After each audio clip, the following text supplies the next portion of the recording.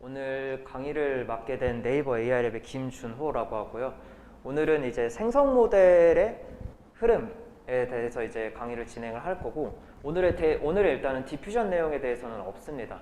디퓨전은 다음 주부터 진행을 하게 될 거고, 오늘은 생성 모델이 2014년도부터 시작을 해서 2022년까지 어떤 모델들이 있었고 그 모델들을 간략하게 요약을 하는 강의라고 보시면 되고, 그렇기 때문에 제목도 역시 The Recipe of 간이라고 지었습니다.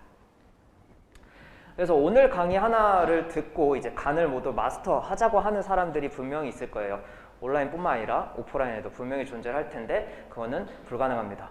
8년의 연구를 단 2시간으로 정리하기에는 어려워요. 그렇기 때문에 이 강의를 들을 때는 여러분들께서는 그냥 저런 연구들이 있구나, 저런 문제를 해결했구나 라는 식으로 어떠한 이제 가져갈 만한 팁들만 가져가시고 하시면 됩니다.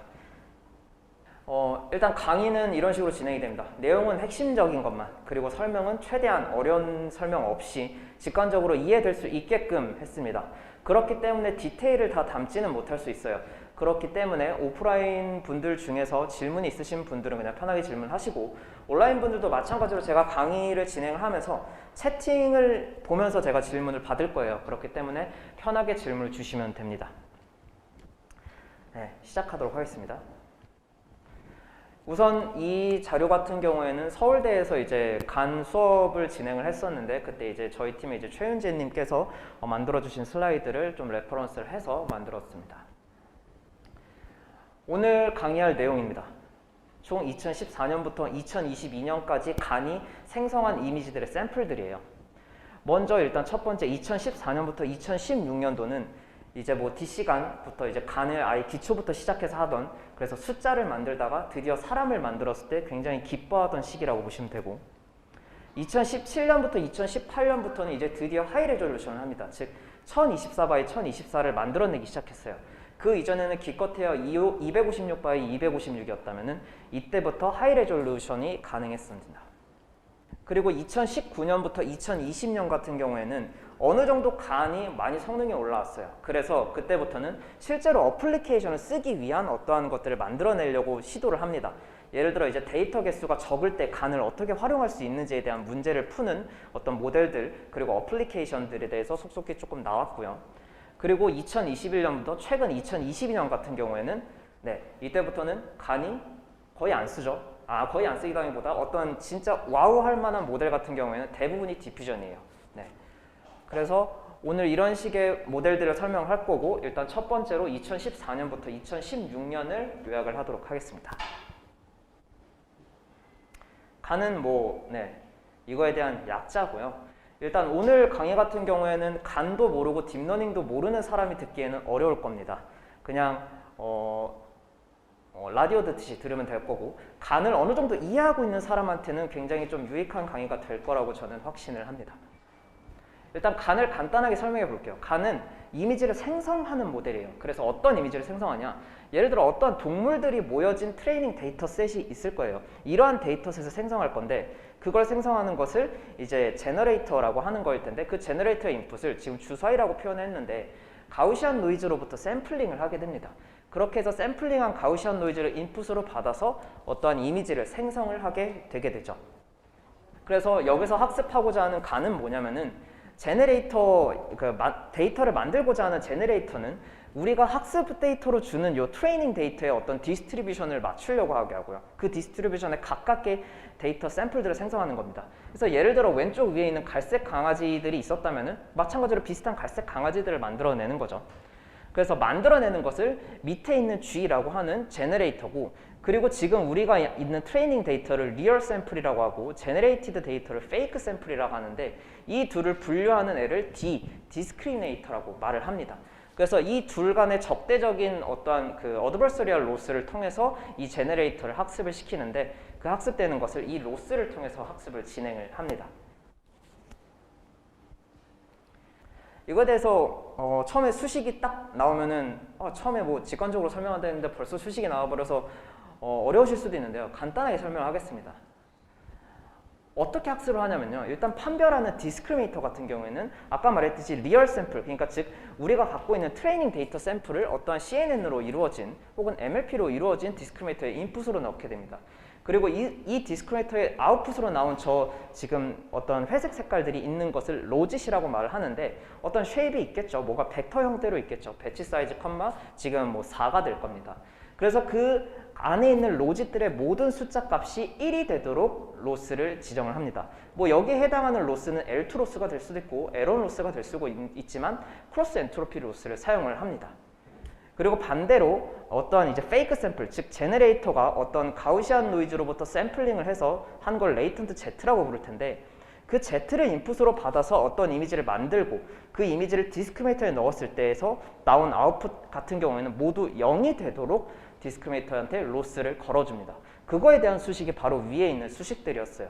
이때 L1이나 L2가 아니라 크로스 엔트로피 로스를 쓰는 이유는 간단하게 설명하면 틀린 답에 대해서 페널티를 더 강하게 먹이기 위해서 크로스 엔트로피를 씁니다. L1이나 L2를 쓰면 틀린 답에 대해서 페널티를 강하게 먹이지 않아요.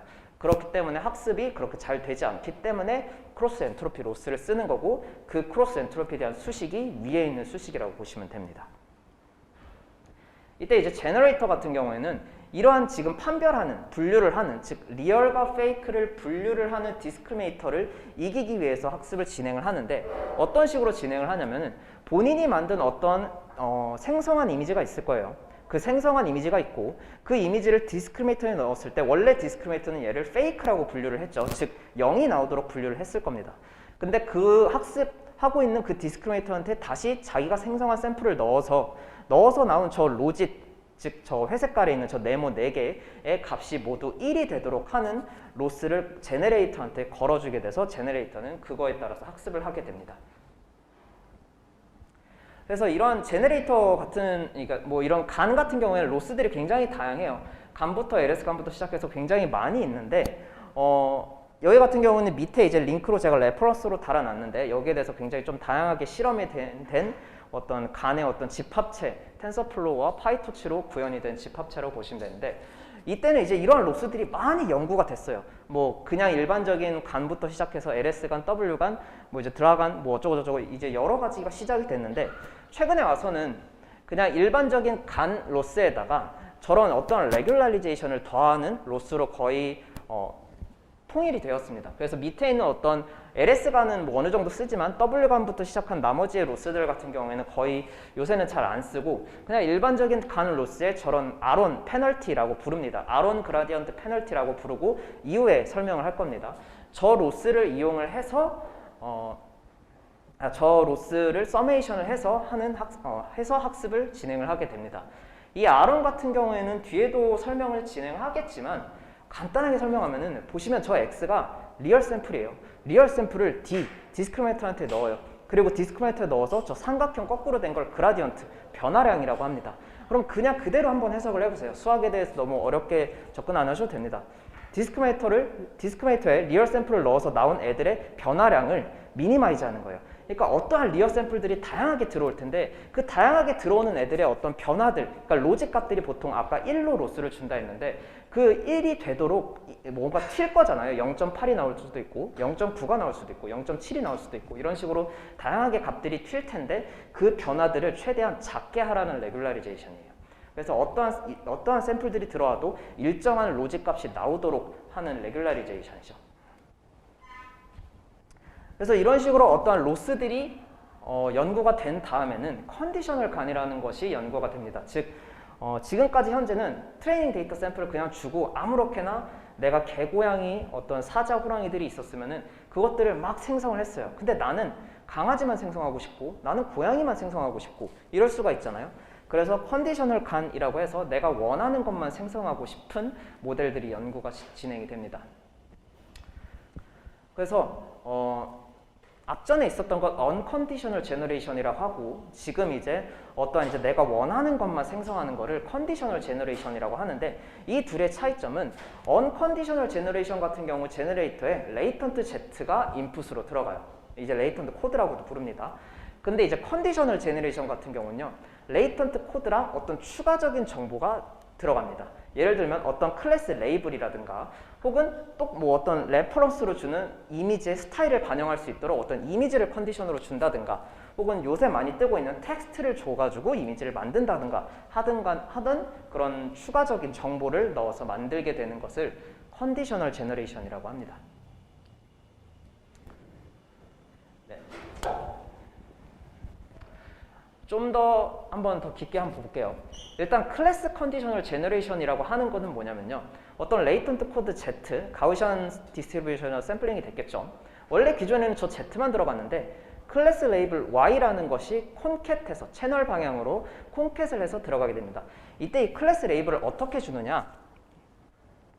원핫 벡터로 주게 돼요. 예를 들어 클래스가 전체가 예를 들어 사이파 10이라고 한다면 총 10개 있었겠죠.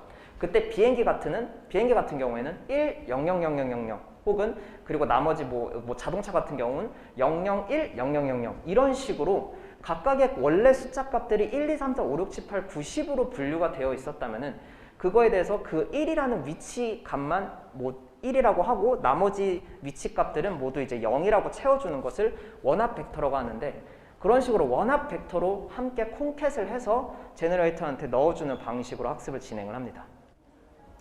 그 다음 이제 텍스트 투 이미지 제너레이션 같은 경우에는 어떤 레이턴트 코드 Z의 텍스트 디스크립션, 그러니까 뭔가 어떤 식으로 이미지를 생성할 건지에 대한 텍스트 설명이겠죠. 그 설명을 제너레이터한테 함께 넣어줍니다. 이거 같은 경우 어떻게 넣어주냐?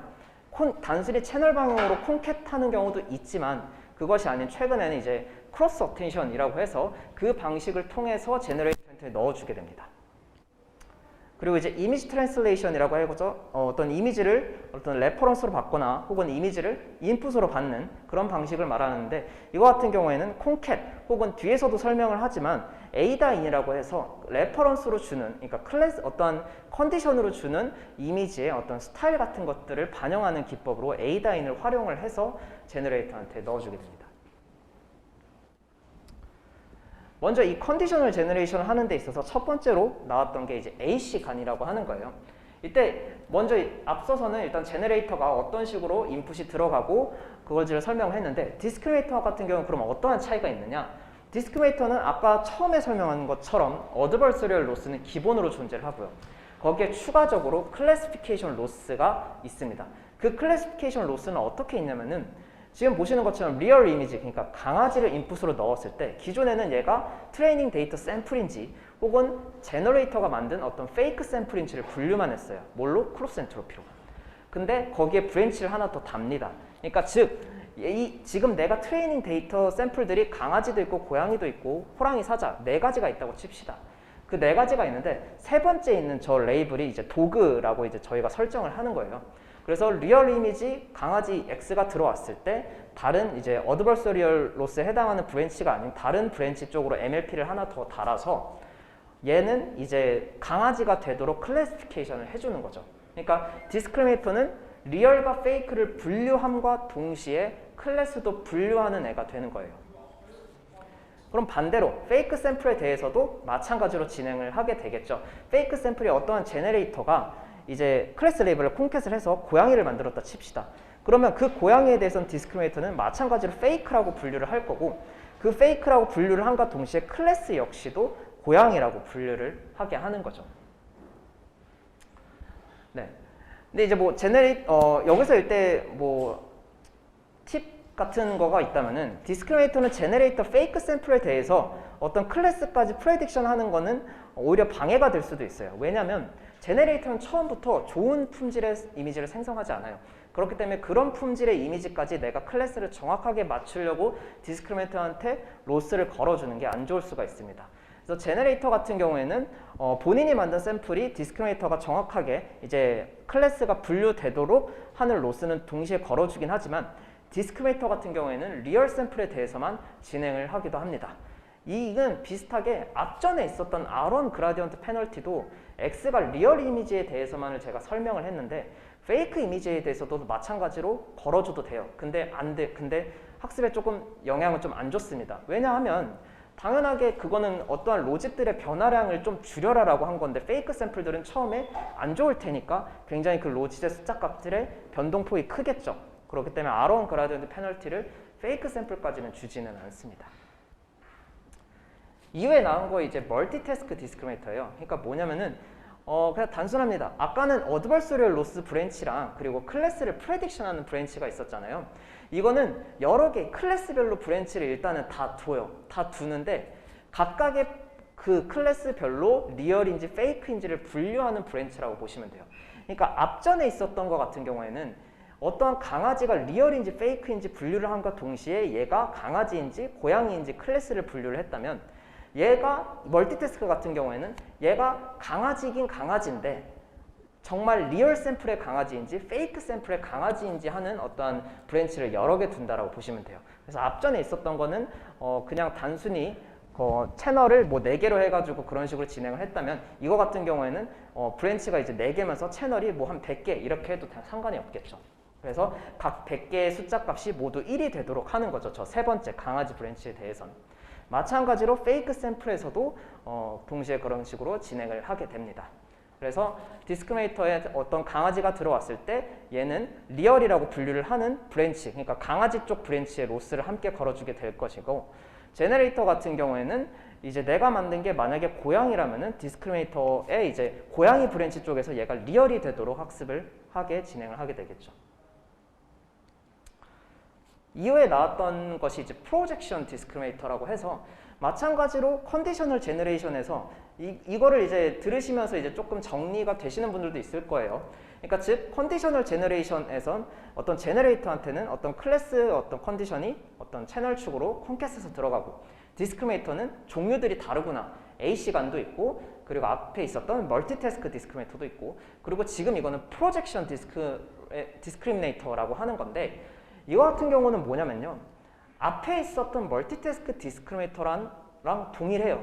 동일한데 약간 살짝 다른 게 뭐냐면은, 앞에 있었던 멀티태스크 디스크리미네이터는 이게 지금 레이저를 제가 표현을 할 수가 없어서 조금 힘들 수도 있는데, 이 멀티태스크 디스크리미네이터 같은 경우에는 각각의 브랜치들의 클래스들이 정해져 있어요. 첫 번째는 새, 두 번째는 고양이, 세 번째는 강아지, 네 번째는 사자, 이런 식으로 이제 정해져 있고, 샘플에 따라서 이제 로스를 걸어주는 브랜치들이 달라요.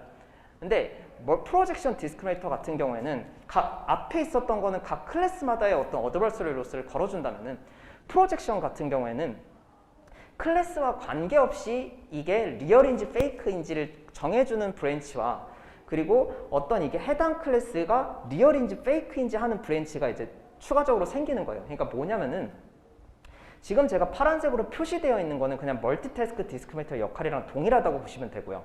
저 빨간색으로 표시된 것, 저거 같은 경우에는 얘가 클래스가 뭔지 상관없이 일단은 얘가 트레이닝 디스트리뷰션에 맞는 애인지를 체크하는 로짓이라고 보시면 돼요. 그래서 맨 마지막에 보면 X는 리얼이든 페이크 샘플이든 뭐가 들어오겠죠. 그리고 저기서 이제 파이라고 되어 있는 어떠한 이제 디스크리미네이터가 들어가게 될 겁니다. 그 다음에 P라고 되어 있는 어떠한 이제 피처 맵이 저기 나올 텐데, 그 피처 맵 같은 경우에는 내가 어떠한 클래스 레이블 정보를 넣어주지 않아요. 저기는 디스크리미네이터한테. 그래서 저 Phi 같은 경우에는 클래스와 관계없이 얘가 리얼인지 페이크인지를 분류를 하는 거고, 옆에 보시면 이너 프로덕트라고 있는데, 보시면 이제 Y가 있죠. Y가 이제 레이블이 될 겁니다. 원합 벡터의 어떤 레이블이 될 텐데, 그 원합 벡터를 어떤 임베딩을 시켜요. 그러니까 단순히 001, 0이 아니라 그걸 어떻게 오일리 디멘전의 어떤 임베딩 벡터로 바꾼 다음에 그 벡터에 대해서 이제 로스에 대해서 이제 서메이션을 해주게 되면은, 얘는 이제 해당 클래스에 대해서 리얼인지 페이크인지를 분류하게 됩니다. 그러니까 즉 오일리 디멘전에 대해서 얘가 리얼이라고 된다면 모두 다 1이라고 분류를 하게끔 하는 거죠. 그렇게 해서 이제 성능 차이를 보시게 되면, 당연히 모든 논문이 그렇듯, 대부분의 논문이 그렇듯 뒤에 나오는 논문일수록 성능은 좋을 수밖에 없습니다. 안 좋으면 논문으로 낼 수가 없고, 그리고 억셉도 되지 않습니다. 이게 편견일 수는 있는데 대부분 맞습니다. 그래서 결국 보나 마나 상관없이 성능은 좋죠. 프로젝션이 좋습니다. 그래서 이후에 어떤 컨디셔널 제너레이션을 할 때 디스크리미네이터가 필요로 한다면, 그럼 나 뭐 써야 돼? 라고 하면 그냥 프로젝션 쓰시면 됩니다. 근거는 뭐냐? 그냥 이제까지 했던 관례들에 따르면 됩니다. 네. 그래서 요약하면 이거예요. 지금 제가 여러 가지를 설명을 했는데, 이 중에서 제가 이제 키워드만 이거 뽑아놨어요. 키워드만 뽑아놓고 이거에 대한 설명들은 따로 글로 적지는 않았습니다. 그래서 이 장을 보시고, 저 각각의 5가지가 내가 뭔지는 대충은 알았으면 넘어가셔도 됩니다. 그래서 언컨디셔널 제너레이션 같은 경우에는 다양한 로스 타입들이 연구가 되었지만 결국에는 아론 그라디언트 페널티 같은 걸 쓰게 되었고, 컨디셔널 제너레이션 같은 경우에는 컨디션을 어떠한 이제 인풋으로 함께 받아서 생성을 하게 되는데, 그때 디스크리미네이터가 이제 다양하게 좀 달라지는 연구들이 진행이 되었다라고 보시면 됩니다. 네, 온라인으로 뭐 질문이 너무 쉬워서 그런지 오진 않네요. 일단 뭐 2016년도까지는 괜찮은가 보네요. 오프라인 분들도 그냥 편하게 질문을 하셔도 됩니다. 네. 이제 2017년부터는 하이 레졸루션이 시작이라고 요약을 하면 돼요. 그러니까 즉 기존에는 저 2016년도까지는 32x32부터 256x256 정도만 연구가 됐어요. 근데 이때부터 이제 512 그리고 1024까지 진행이 됩니다. 첫 번째는 프로그레시브 간이에요.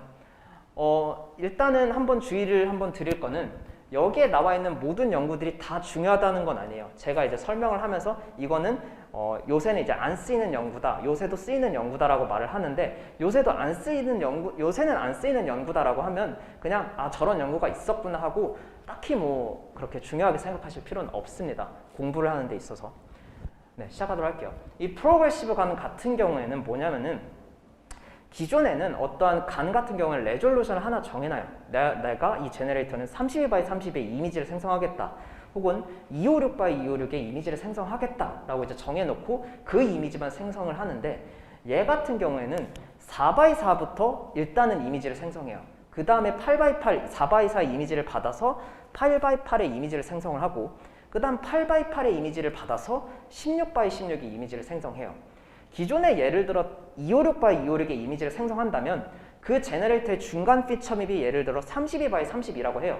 그렇다고 그 32x32가 이런 식으로 뭔가 색감이 포함되거나 하는 이미지는 아니었어요. 근데 얘는 뭐냐면 중간에 있는 피처 맵들이 그냥 단순히 피처 맵으로서의 역할을 하는 게 아니고, 동시에 얘도 이미지화를 시켜가지고 만들자. 그러니까 내가 예를 들어 1024x1024의 이미지를 만든다고 친다면 4x4부터 이미지를 하는 거예요.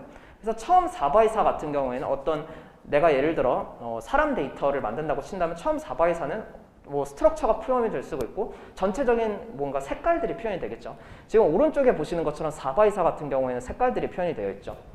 그 다음 8x8부터는 어느 정도 윤곽이 나옵니다. 그리고 이렇게 계속 진행되다 보면 1024의 1024부터는 이제 디테일들이 표현이 돼요. 그러니까 뭐 예를 들면 머리카락의 어떠한 그런 디테일함이 표현이 된다든가, 혹은 눈의 색깔이랑 눈의 모양들이 표현이 된다든가 하는 그런 식이죠.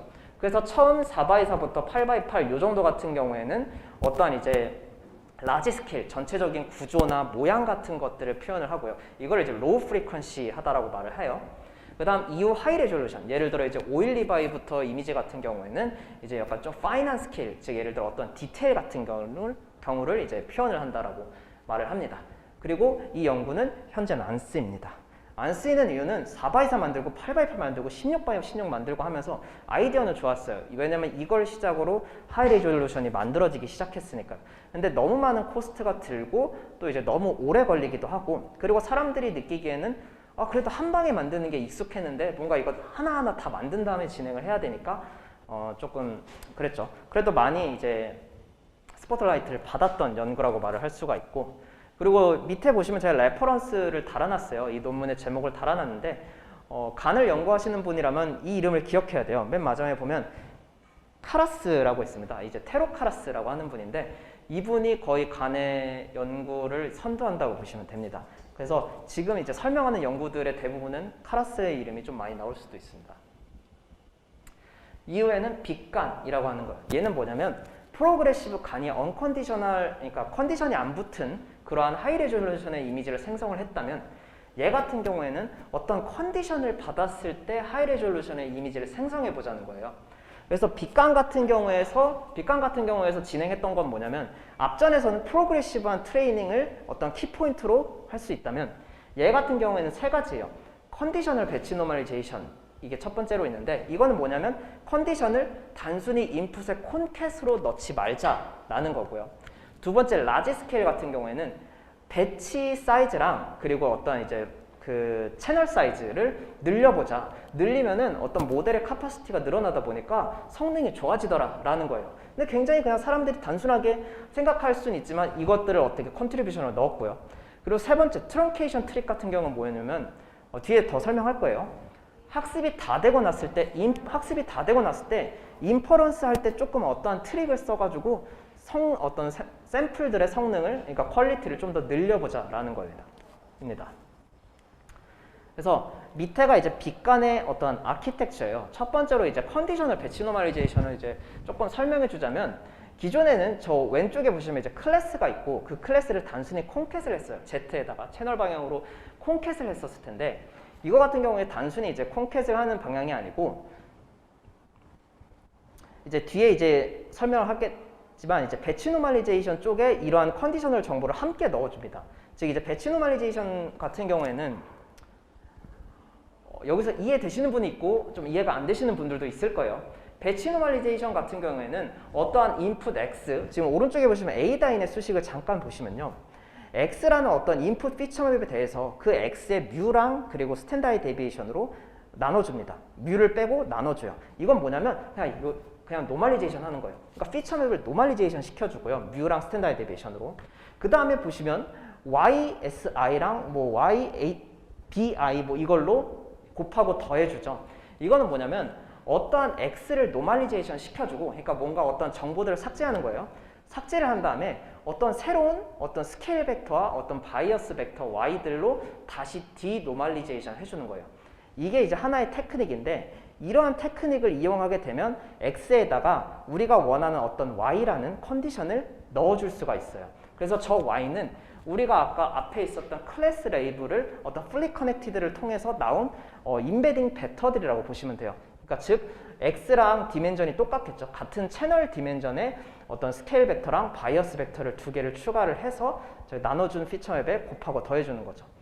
이거를 이제 컨디셔널 배치놈, 즉 이제 배치 노멀리제이션에 이렇게 활용한 걸 컨디셔널 배치놈이라고 하고, 인스턴스 노멀리제이션에서 진행을 한 것을 어댑티브 인스턴스 노멀리제이션이라고 말을 합니다. 그냥 배치놈에 했냐, 인스턴스 놈에 했냐, 이 차이입니다. 그 다음은 이제 라지 스케일 트레이닝이죠. 이건 뭐냐면 아까 말했듯이 그냥 배치 사이즈 늘리면 성능 좋아지더라.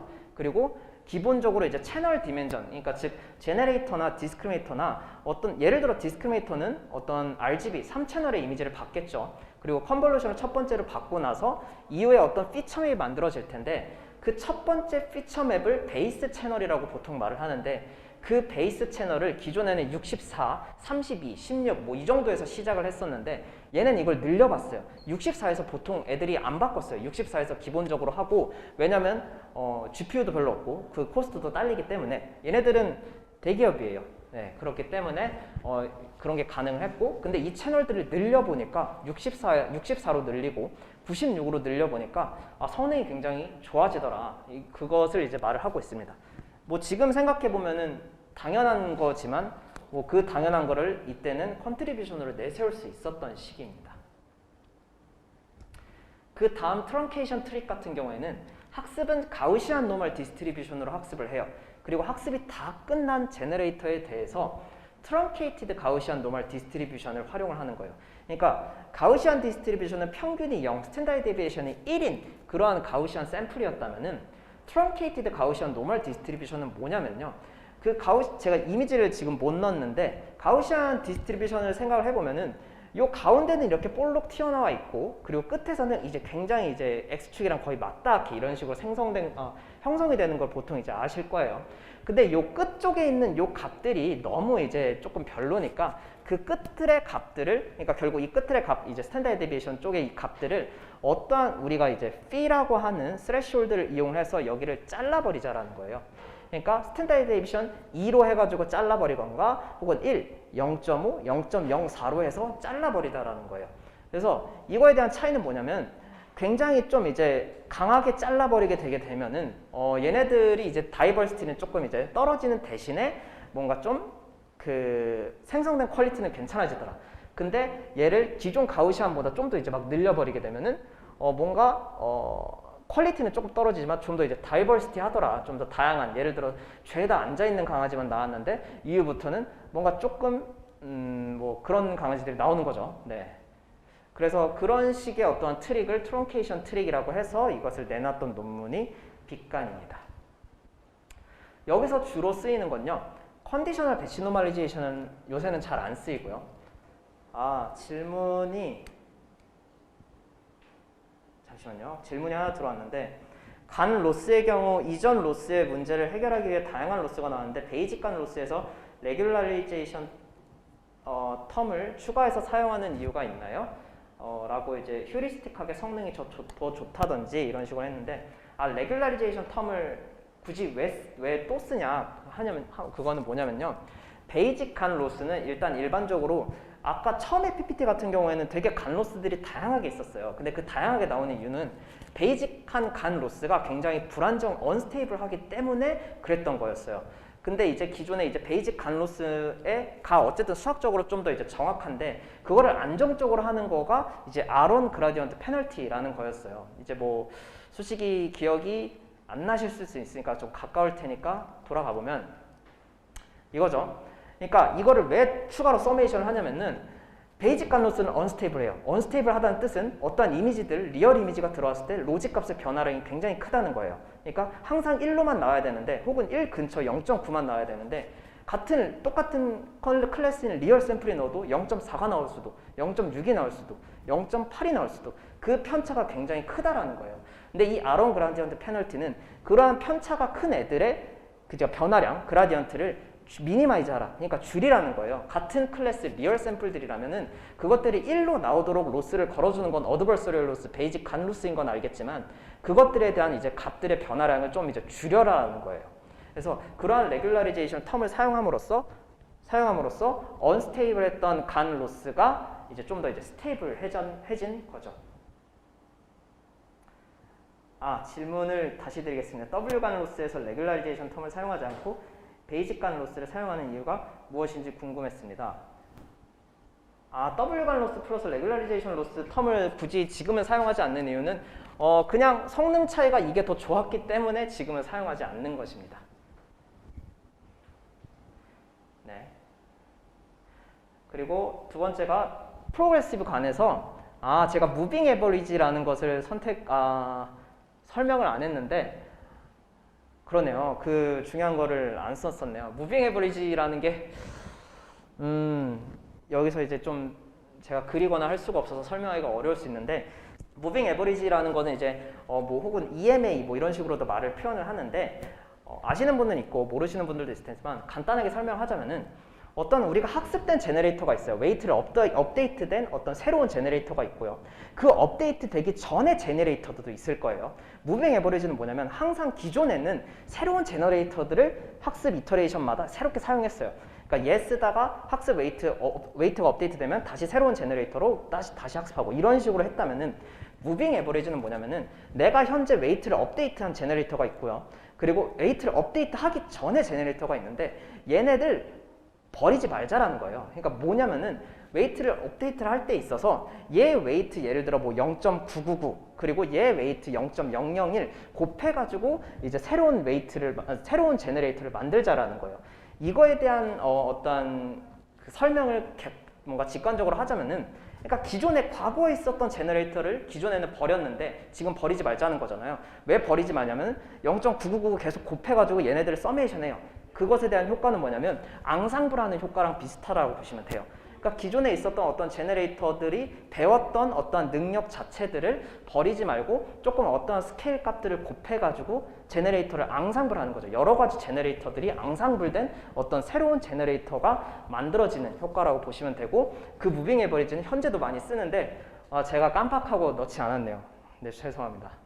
뭐 대충 이런 거였는데, 혹시 뭐 오프라인 있으신 분이나 혹은 온라인에서 더 궁금하신 분이 있으면 뭐 메일을 보내시거나 아니면 강의 끝나고 저한테 주시면 이제 뭐 그림을 그리든가 해서 설명하도록 하겠습니다. 다음 뭐 질문이 이제 어떤 디스크리미네이터가 효과적인지 어떻게 구조를 선택할 수 있나요? 간 학습 전에 디스크리미네이터의 분류 성능을 평가해보기도 하나요? 이거는 몰라요. 일단 학습 다 해보고 FID나 인셉션 스코어 같은 어떤 간을 성능을 측정하는 지표들이 있는데, 그 지표들을 활용해가지고 디스크리미네이터를 이제 좋은 애를 선택을 하는 거죠. 근데 현재 이제 간 같은 경우에는 뒤에서 이제 설명을 하겠지만 디스크리미네이터나 제너레이터의 아키텍처 구조가 거의 픽스되어 있어요. 좋은 아키텍처가 뒤에 나와 있습니다. 설명을 해드리도록 할게요. 다음 질문이 간의 최적화 과정에 대해서 질문을 드리고 싶은데 D랑 G랑 함께 최적화를 하는데 두 네트워크 수렴 속도가 비슷한지가 첫 번째고, 또는 두 네트워크 중 더 중요하다고 여겨지는 네트워크가 있는지, D를 위해 G가 필요하고 결국 요약하자면 학습하면은 둘이 이터레이티브하게 이렇게 학습하잖아요. 디스크리미네이터 학습하고 제너레이터 학습하고. 근데 둘 중에 이제 뭐를 더 약간 좀 포커싱을 해서 학습을 해야 되느냐라고 하냐면은, 이것도 뒤에 제가 좀 PPT를 설명했는데 결국 제너레이터는 디스크리미네이터를 이기기 위해 학습하기 때문에 디스크리미네이터를 먼저 성능을 좋게 만드는 것이 좋습니다. 그러니까 디스크리미네이터를 더 로버스트하게 할수록 제너레이터는 성능이 올라가요. 그러면 무조건 얘를 엄청 빡세게 학습하는 것이 중요하냐, 좋냐? 그건 아니에요.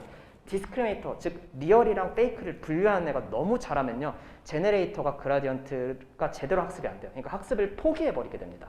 그래서 적절한 균형을 맞추는데, 그럼 그 균형을 어떻게 맞추느냐? 뭐 베이직한 간 로스에 아론 그라디언트 페널티 하는 그런 레귤러리제이션을 넣거나 혹은 아키텍처적으로 좀 수정을 하거나 하는 식으로 진행을 해야 되겠죠. 네. 그 다음이 이제 스타일간이라고 하는 거예요. 거의 이 부분부터 아키텍처가 픽스됩니다. 얘네 같은 경우에 하고자 하는 건 뭐냐면은, 기존의 레이턴트 스페이스 Z, 첫 번째는 뭐냐면 레이턴트 스페이스 Z, 그러니까 가우시안 디스트리뷰션에서 샘플링 한 거죠. 그 샘플링 한 거를 MLP, 플립 커넥티드 여러 개, 플립 커넥티드랑 렐로 액티베이션 같은 그런 펑션들 이용해가지고 여러 개 태워가지고 새로운 어떠한 벡터로 만들자는 거예요. 그래서 그 벡터 이름을 뭐 W라고 말하고 그전 벡터를 Z라고 말하죠.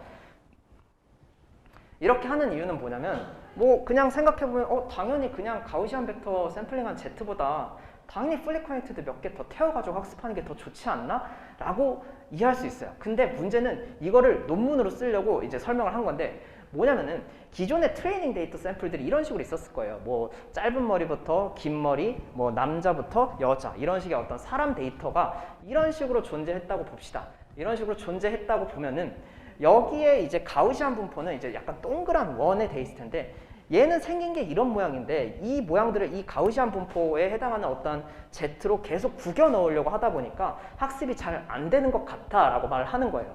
그래서 잘 표현할 수가 없으니까 MLP 여러 개를 태워서 하면은 결국 이 내가 인풋으로 넣는 어떤 레이턴트 코드 Z가 저런 식으로 W, 즉 트레이닝 데이터 샘플에 맞게끔 잘 변형이 돼서 제너레이터의 어떤 샘플들의 퀄리티가 더 좋아지더라 라는 거예요. 이거에 대해서 그러면 Z가 좋냐 W가 좋냐, 즉 얘네가 이제 잘 디스인탱글 된다라고 보면 되거든요.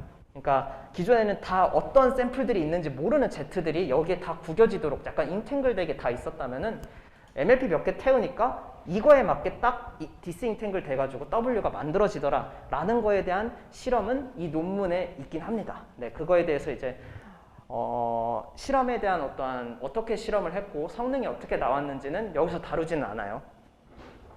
그냥 우리는 오늘 간을 마스터하는 게 아니라 이런 연구가 있는 거를 정리하는 거니까, 궁금하신 분은 논문을 읽고 뭐 이해 안 되는 거는 메일을 주시고 하면 되시고, 그래서 저거에 하고자 하는 역할은 그냥 Z 쓰는 것보다 Z에 MLP 몇 개 더 태우는 게 성능이 좋다라는 것이고요. 그리고 두 번째 스타일 믹싱 같은 경우에는 얘네가 이제 아키텍처를 이렇게 뭐 어떻게 만들었어요. 복잡하게 만들어 놨는데 각각의 아키텍처를 만들었을 때 이제 레졸루션별로 이제 4x4, 8x8부터 시작해서 1024x 1024까지 만드는 레졸루션들이 있을 거예요. 그 레졸루션이 해당하는 어떤 레이어들이 어떤 담당하는 스타일들이 존재하더라. 우리가 이런 식으로 만들어 보니까. 그래서 그 레이어에서 어떤 우리가 만든 이 W를 섞어보면, 레이어 위치마다 좀 섞어보면은 스타일이 믹싱되는 효과가 있더라라는 거였고, 뒤에 세 번째 트렁케이션 트릭은 이제 빗간이랑은 조금 다르는데 어쨌든 퀄리티를 좀 높이기 위한 애예요. 얘도 이제 인퍼런스를 할 때 좀 성능을 높이는 건데 이제 설명을 하도록 할게요. 우선 이제 Z에서 W 가는 거는 패스할게요. 혹시 뭐 궁금하시거나 하시는 분이 있으면 네, 질문해 주시면 좋을 것 같아요. 뭘까요? 어댑티브 인스턴스 노멀리제이션. 아까 설명했었죠. 컨디셔널 배치 노멀리제이션. 이제 기억이 나시는 분이 있으면 좋겠는데 결국 내가 어떠한 컨디션을 주는 어떠한 그 정보, 인포메이션을 어떻게 잘 넣어줄 거냐라는 거예요. 그러니까 얘는 뭐냐면 이제 우리 레이턴트 Z로부터 W를 만들었어요. 그래서 그 W를 우리가 어떠한 이제 제네레이터 쪽에 여기를 이제 매핑 레이어라고 부르게 됩니다. 이때부턴. 이 매핑 레이어부터 나온 어떠한 W를 제네레이터 쪽에 이제 넣어줄 거예요. 이 W가 사람을 만드는 데 있어서 스타일을 결정한다고 말을 해요. 뭐 예를 들면 머리 색깔이라든가 혹은 사람의 얼굴 스트럭처, 얼굴 쉐입이라든가 등등 이런 것들. 그래서 이러한 정보들을 담고 있는 W니까 이 W를 내가 이제 제네레이터한테 잘 넣어주면은 이제 그 어떤 컨디션에 맞게끔 생성이 되겠죠. 그거를 어떻게 할 거냐? 단순히 콘캣 할 거냐가 아니라 이제 어댑티브 인스턴스 노멀리제이션. 즉 어떠한 이제 인풋으로부터 컨볼루션 통해서 뭐가 나온 피처 맵이 있겠죠. 저걸 X라고 할 텐데 그 X를 노멀리제이션 하고 그리고 우리가 나온 요 W를 다시 어떤 플리 커넥티드를 통해서 나온 어떤 스케일 벡터랑 바이어스 벡터, 그러니까 YS랑 YP를 구한 다음에 여기서 이제 곱하고 더해주는 과정을 하는 겁니다. 그래서 이런 식으로 했더니 요 W를 잘 반영을 하더라. 단순히 콘캣하는 것보다 이렇게 하는 게 잘 반영하더라 라는 테크닉이고요. 그래서 코드로 보면은 그렇게 어렵지는 않아요. 그래서 인풋 어떤 X 피처맵이 나오고 우리가 구한 W 스타일이라고 하는 벡터가 나올 거고요. 이 스타일에 대해서 풀리 커넥티드 하나를 통과를 시켜요. 뭐냐면 X의 채널 디멘전이랑 맞춰주는 거죠. 그래서 이걸 제가 이제 감마 베타라고 표현을 한 거고 이 감마 베타를 노멀리제이션 한 X에다가 곱하고 더하면 끝입니다. 간단하죠? 이거는 네, 어렵지 않습니다. 이런 식으로 진행을 하고 그 다음 뒤에 이제 처음에 인풋으로 들어가는 게 원래 제너레이터는 Z를 인풋으로 해가지고 이미지를 만들었는데 얘 같은 경우에는 지금 Z가 어떤 W로 바뀌어서 얘가 스타일이래요. 그러면은 그럼 나머지 어떠한 그런 정보들을 어디서 만들어내느냐? 그걸 이제 컨스탄트 인풋이라고 말을 합니다. 이 스타일 간에서. 그냥 단순히 이거 같은 경우는 뭐냐면요. 어떤 랜덤한 저 4x4의 512 디멘전의 어떤 랜덤한 Z를 또다시 뽑아도 되지만 그냥 단순히 그냥 콘스탄트, 그러니까 뭐 1로 다 채워진 어떠한 상수값을 인풋으로 해도 상관이 없더라 라는 거예요.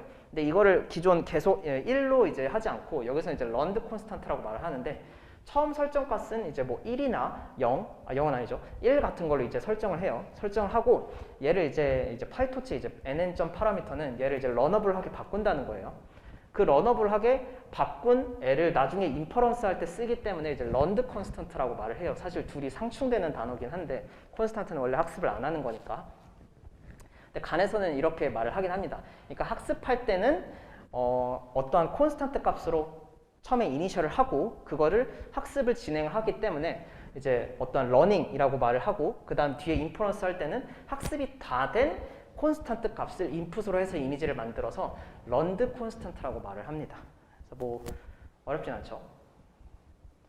그 다음 뒤에 스타일간에서 또 추가적으로 나왔던 게 지금 앞에 있었던 요 A 모듈 같은 경우에는 이제 이 W를 이제 A 다인에 넣기 위해서 플리 커넥티드, 아까 그 감마 베타를 구하기 위한 플리 커넥티드를 말을 하는 거고, 그리고 저 옆에 있는 B 모듈 같은 경우에는 이제 스토캐스틱한 어떠한 이제 노이즈를 이제 서메이션 해주는 거예요. 그러니까 즉 가우시안 분포로부터 어떻게 샘플링을 해가지고 각 피처 맵이랑 어떤 쉐입이 동일하겠죠. 쉐입이 동일하게 맞춰줘서 그냥 단순하게 노이즈를 서메이션 해주는 겁니다. 근데 이 서메이션 해주는 거의 역할은 어떤 이미지를 생성하는 데 있어서 디테일들을 좀 이제 보정을 해주더라 라는 거예요. 그러니까 이미지를 얘네들은 다 고정을 하고 B 같은 경우만 바꾸게 돼버리면은 나중에 이미지 생성된 샘플들을 보면은 뭔가 머리카락들만 조금 변형이 되어 있던가 하는 그런 식으로 어떤 디테일들을 결정해주는 역할이라고 이제 말을 하고 있습니다. 그래서 지금 보시면 잘 안 보실 수도 있어요. 그래서 어떠한 이미지가 생성이 됐을 때 B 모듈만 바꿔보면은 뭔가 머리카락의 어떤 디테일들, 모양 같은 게 조금 달라지더라. 그래서 저 B가 그러한 디테일들을 담당하는 역할을 한다라고 이제 말을 하고 있습니다. 네. 그래서 사실 간을 연구하는 데 있어서 그러면 뭐부터 조금 해야 되냐라고 하면 사실 기초부터 잘하면 좋지만 스타일간만큼은 논문을 한번 다 읽어보고 블로그도 보고 유튜브도 보면서 조금 공부를 열심히 하는 거를 추천을 드립니다. 그 다음에 이제 스타일 믹싱 같은 경우에는 뭐냐면요. 아까 말했던 이제 뭐 4x4 만들고 8x8 만들고 16x 뭐 512, 뭐 이제 1024 이런 식으로 만들 텐데 각각의 이제 레졸루션 이제 해당하는 애들의 스타일들이 정해져 있다라는 거예요. 이제 지금 보면 이 W가 이제 여기서 넣어질 텐데 뭐냐면은 스타일들을 코아스, 미들, 파인 스타일이라고 분류를 하고 이 코아스 스타일은 4x4부터 8x8을 의미를 하고 그리고 미들은 16에서 32 그렇게 하고 이제 파인은 이제 64에서 1024까지를 이제 파인한 스타일이라고 말하는데 코아스 스타일 즉 여기서 이제 내가 어떤 W를 구할 거잖아요. 어떤 Z로부터 그리고 그것을 이제 W1이라고 할게요. 그리고 새로운 Z를 뽑아서 이제 나온 W를 이제 뭐 W2 뭐 이런 식으로 또 말을 할 수가 있겠죠. 그런 식으로 했을 때 뭔가 4x4에서 이제 8x8 그래서 즉 저 이제 지금 소스 A 이미지도 페이크 이미지고 소스 B도 페이크 이미지예요. 그러니까 소스 A가 어떤 어떤 원에 의해서 만들어진 이미지고 소스 B 같은 경우는 어떤 W2에 의해서 만들어진 이미지라고 칩시다. 그러면 4x4에서 8x8 저거 같은 경우에는 뭐냐면은 여기 같은 경우에는 모두 다 W1으로 채워요.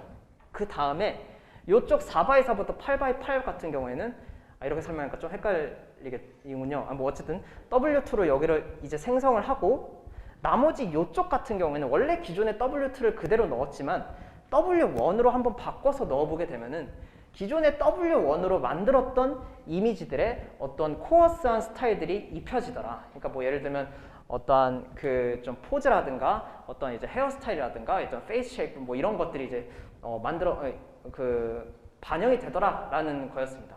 그러니까 즉, 네. 그리고 중간 피처맵 같은 경우에는 어떤 헤어스타일, 눈의 모양, 입의 모양 같은 거고 뒤에 파이널 스타일 같은 경우에는 진짜 간단한 이제 어떤 컬러 같은 거 혹은 뭔가 백그라운드 그런 정보들이 이런 식으로 반영이 된다라는 것을 이제 확인을 할 수가 있었습니다.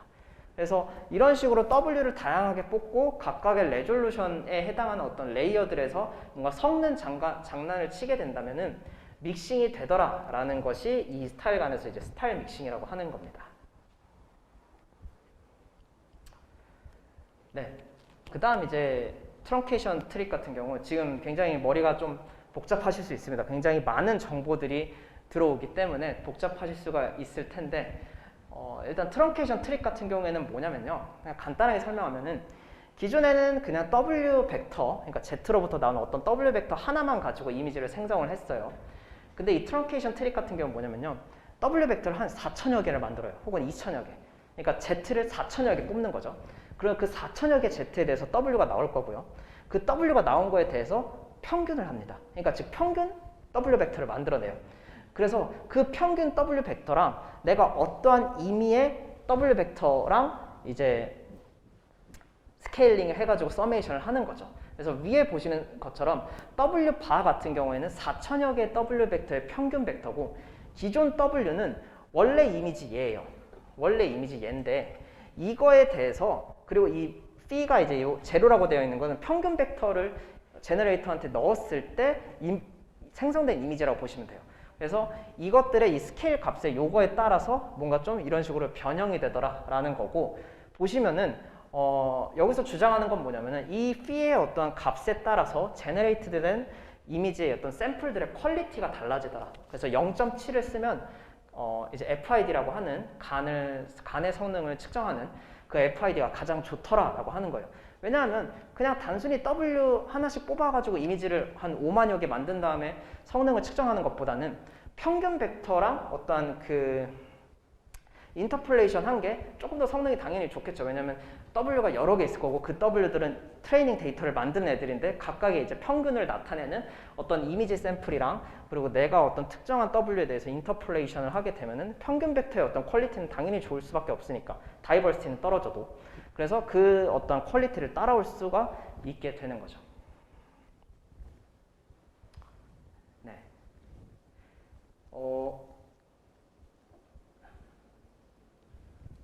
질문이 어디부터? 네. 스타일감부터 라스트 레이어의 액티베이션 펑션을 하이퍼 탄젠트가 아닌 리키렐루를 사용하기 시작하던데 특별한 이유가 있을까요? 이 라스트 레이어가 하이퍼 탄젠트면 제너레이터 쪽인가 보. 네요. 네. 특별한 이유요. 뭐 당연히 뭐 성능이 그걸 쓰는 것보다 그냥 리퀴렐루나 혹은 렐루 같은 펑션을 쓰는 게 더 좋기 때문에 아마 그러지 않을까 싶습니다. 그러니까 기존에는 사실 이건 진짜 대충 설명한 거고 하이퍼 탄젠트를 쓴 거는 하이퍼 탄젠트의 역할은 뭐냐면요. 인풋 x에 대해서 스케일이 마이너스 1에서 1이 되도록 하는 액티베이션 펑션이에요. 그러니까 마이너스 1에서 1은 뭐냐면은 인풋 우리 이미지는 0에서 255잖아요. 그걸 노멀리제이션 하면 마이너스 1에서 1로 해가지고 학습을 진행을 하거든요. 그러니까 제너레이터에서 만든 샘플의 어떤 레인지가 마이너스 1에서 1이 되도록 강제하는 거예요. 기존에 그걸 했던 거는 아키텍처들이 너무 얕아서 컨볼루션이 그걸 배울 수가 없었어요. 그렇기 때문에 하이퍼 탄젠트라는 액티베이션 펑션을 이용해서 너 컨볼루션 이미지만 잘 만들어. 대신 레인지 맞추는 건 내가 액티베이션 펑션으로 강제해 줄게 라는 거였는데 지금에서는 이 아키텍처가 많이 연구되고 하면서 하이퍼 탄젠트 그러니까 레인지를 맞추는 것을 우리가 강제할 필요 없이 컨볼루션이 더 배우게 하는 거예요. 그러니까 너 이미지도 잘 만드는데 레인지도 다 맞춰서 내놔. 그래야 너 디스크리미네이터 속일 수 있으니까. 그래야 너가 좋은 샘플을 만들 수 있어. 라기 때문에 현재는 하이퍼 탄젠트를 잘 안 쓰는 거예요. 네, 아키텍처가 잘 연구가 됐기 때문에 안 쓴다고 보시면 돼요. 레퍼런스 기반의 생성 모델의 성능을 측정할 때 FID와 LPIPS 지표 중 어떤 것을 주된 지표로 사용하나요? 간혹 모델을 학습하다 보면 FID는 좋아하지만 LP 줄어들고 이런 다양하지만 다양성을 제한하는 하이퍼건에 대한 연관이 있을 수 있을까요?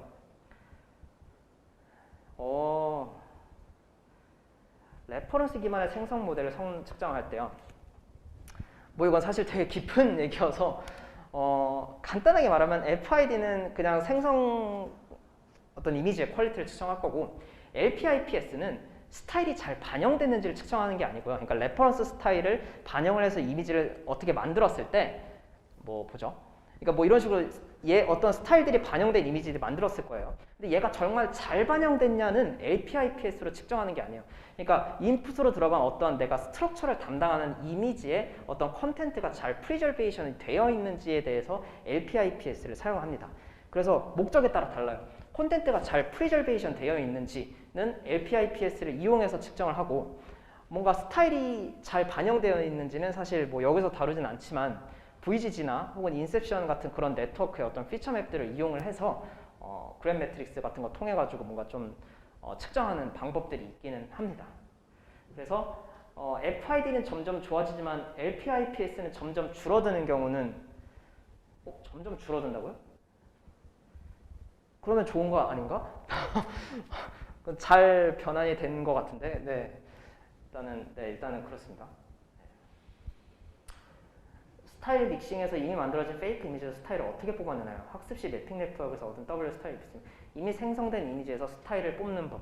그러니까 여기서 말하는 거는 이제 W를 뽑아놓고 이미지를 생성을 하면은 내가 뽑아낸 W1이 저런 스타일이고 W2가 저런 스타일이구나 알긴 하겠지만 내가 기존에 이 이미지에 대해서 어떠한 이 이미지의 스타일을 만들어내는 W를 어떻게 뽑아내냐라는 질문인데 이거는 간 인버전이라고 해가지고 이미지로부터 어떤 W를 뽑아내는 그러한 연구들이 있습니다. 그래서 그것이 궁금하시다면 간 인버전이라고 하는 논문들을 읽어보셔야 되고 여기 오늘 내용에서는 그 간 인버전에 대한 내용은 담지는 않았습니다. 네. 그래서 2017년부터 2018년까지 연구를 정리를 하면 딱 3개의 아키텍처가 중요한 아키텍처이며 각각에 대해서 프로그레시브 간은 이제는 안 써요. 프로그레시브 트레이닝은 잘 안 해요. 빅간 같은 경우에는 그냥 라지 스케일 하면서 컨디션을 잘 반영해보자. 그리고 인퍼런스 할 때 이러한 트릭들을 쓰면 좋아지더라. 그리고 스타일간 같은 경우에는 우리가 짱이다. 이때부터 우리 거 쓰면 된다. 라는 뭐 그런 겁니다. 네, 2019년부터 2020년에 대한 내용 진행할게요. 이거 같은 경우에는 어느 정도 간들이 다 이제 뭔가 아키텍처가 조금 픽스 되면서 연구들이 많이 됐고 이때부터는 뭔가 좀 데이터 개수가 적을 때 어떻게 할 것인지 왜냐면 기존 간들은 데이터가 정말 많을 때만 했거든요. 데이터 개수가 적을 때 어떻게 할 거냐 왜냐면 실제 세계에서는 데이터 개수가 적을 때 그럼 이거 활용을 못 하잖아요. 그래서 이때부터는 데이터 개수가 적을 때랑 그리고 뭔가 좀 이러한 어떻게 이제 학습이 잘 된 아키텍처의 어떤 간들을 활용하는 어플리케이션이 연구된 시기라고 보시면 됩니다.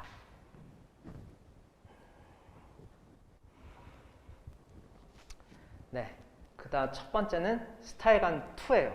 2는 뭐냐면 뭐 스타일간을 성능을 더 높인 거겠죠.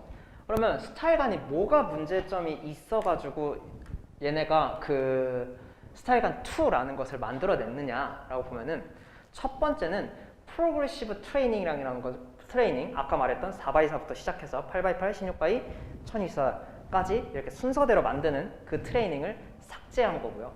두 번째는 어떠한 이제 컨디션을 넣을 때 A다인이라고 하는 걸로 했는데 얘네가 어떤 문제점이 있어서 뭔가 웨이트 디모듈레이션이란 걸로 교체를 했고요.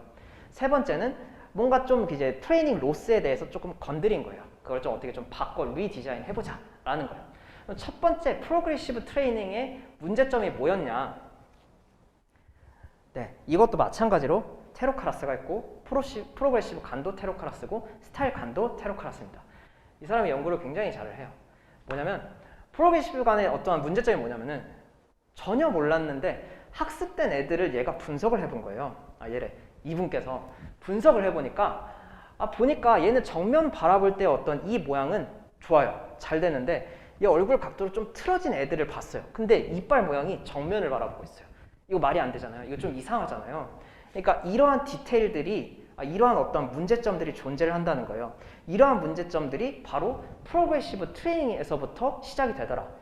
이걸 간단하게 설명하면 왜냐하면 4x4로부터 생성된 이미지를 8x8에 이용하고 8x8에서 생성된 이미지를 16x16에서 이용을 합니다. 그러면 8x8에서 내가 뭔가 잘못 생성하면요 16x16에서도 당연히 그 잘못된 정보들이 들어가게 돼요. 그래서 뭔가 처음에 정면을 바라보려고 제너레이터는 생성하려고 했는데 끝에 가서 그게 아니었던 거죠. 뭐 이런 식이 존재할 수가 있기 때문에 프로그레시브 트레이닝을 삭제를 했다라고 이제 말을 하고 진짜 삭제를 했더니 저런 문제 없더라라고 하는 거고요. 두 번째, 아니 A다인이 컨디셔널 정보를 잘 반영한다며. 그래서 그걸 계속 썼다며. 근데 왜 여기서 바꾸냐라고 하는 건 뭐냐면은 이미지 생성된 애들을 봤어요. 봤더니 뭔가 이상한 점들이 보여요. 그러니까 이미지가 조금 파괴된 거죠. 좀 이상해진 어떤 그러한 뭐랄까요? 그런 아티팩트가 존재를 하는 거죠. 이 아티팩트가 존재하면 좀 이상하잖아요. 당연히 퀄리티에도 문제가 있을 거고 사실 아티팩트 위치에 따라서 사람들이 잘 모를 수도 있기는 해요. 이거는 진짜 얘가 이제 잘 보면서 이제 했던 문제고 사실 이 문제 같은 경우는 이미지 트랜슬레이션에서도 많이 존재하는 문제예요. 연구하시는 분들이 많이 파악을 했던 뭔가 문제점일 수도 있을 텐데 거기서는 이제 해결 방법이 마찬가지로 여기서 논문에서 말을 하진 않지만 이미지 트랜슬레이션을 연구하신 분들은 테크닉들을 알아요. A다인을 쓰지 않고 A다 뭐 레이어 놈 같은 경우 그런 걸 쓰게 되면은 이런 아티팩트가 좀 사라지거든요. 근데 얘네도 마찬가지로 이런 것들이 A다인에서의 문제가 나니까 이거를 바꿔보자 라는 거였고 그 다음 뭐 성능 더 좋게 하려고 트레이닝 로스들이나 뭐 아키텍처 조금 더 수정해보자 라는 겁니다. 그래서 제너레이터를 어떻게 수정을 했느냐에 대해서 이제 조금 설명을 할게요. 여기서 그 A다인이 어떻게 이제 뭘로 바뀌었는지도 마찬가지로 설명을 드릴 거예요. 기존의 스타일간들이 이렇게 존재를 했어요. 이렇게 존재를 했어요. 콘스턴트 인풋이랑 그리고 어떤 내가 W로부터 나온 거를 A라는 걸 이용을 해가지고 스타일을 반영하죠. A다인을 통해서. 그리고 B라는 것들은 어떤 스토캐스틱 베리에이션, 그러니까 머리카락 모양, 바람에 흩날리는 그런 모양들을 반영하는 그런 베리에이션이었어요. 근데 첫 번째 뭘 했냐면은 처음 콘스턴트 인풋에 대해서 우리 여기도 마찬가지로 스토캐스틱한 베리에이션을 넣었었는데 이거를 삭제한 거예요. 삭제하고 나더니 성능이 더 좋아져서 삭제했더라라는 거고요. 두 번째, 여기 보면요.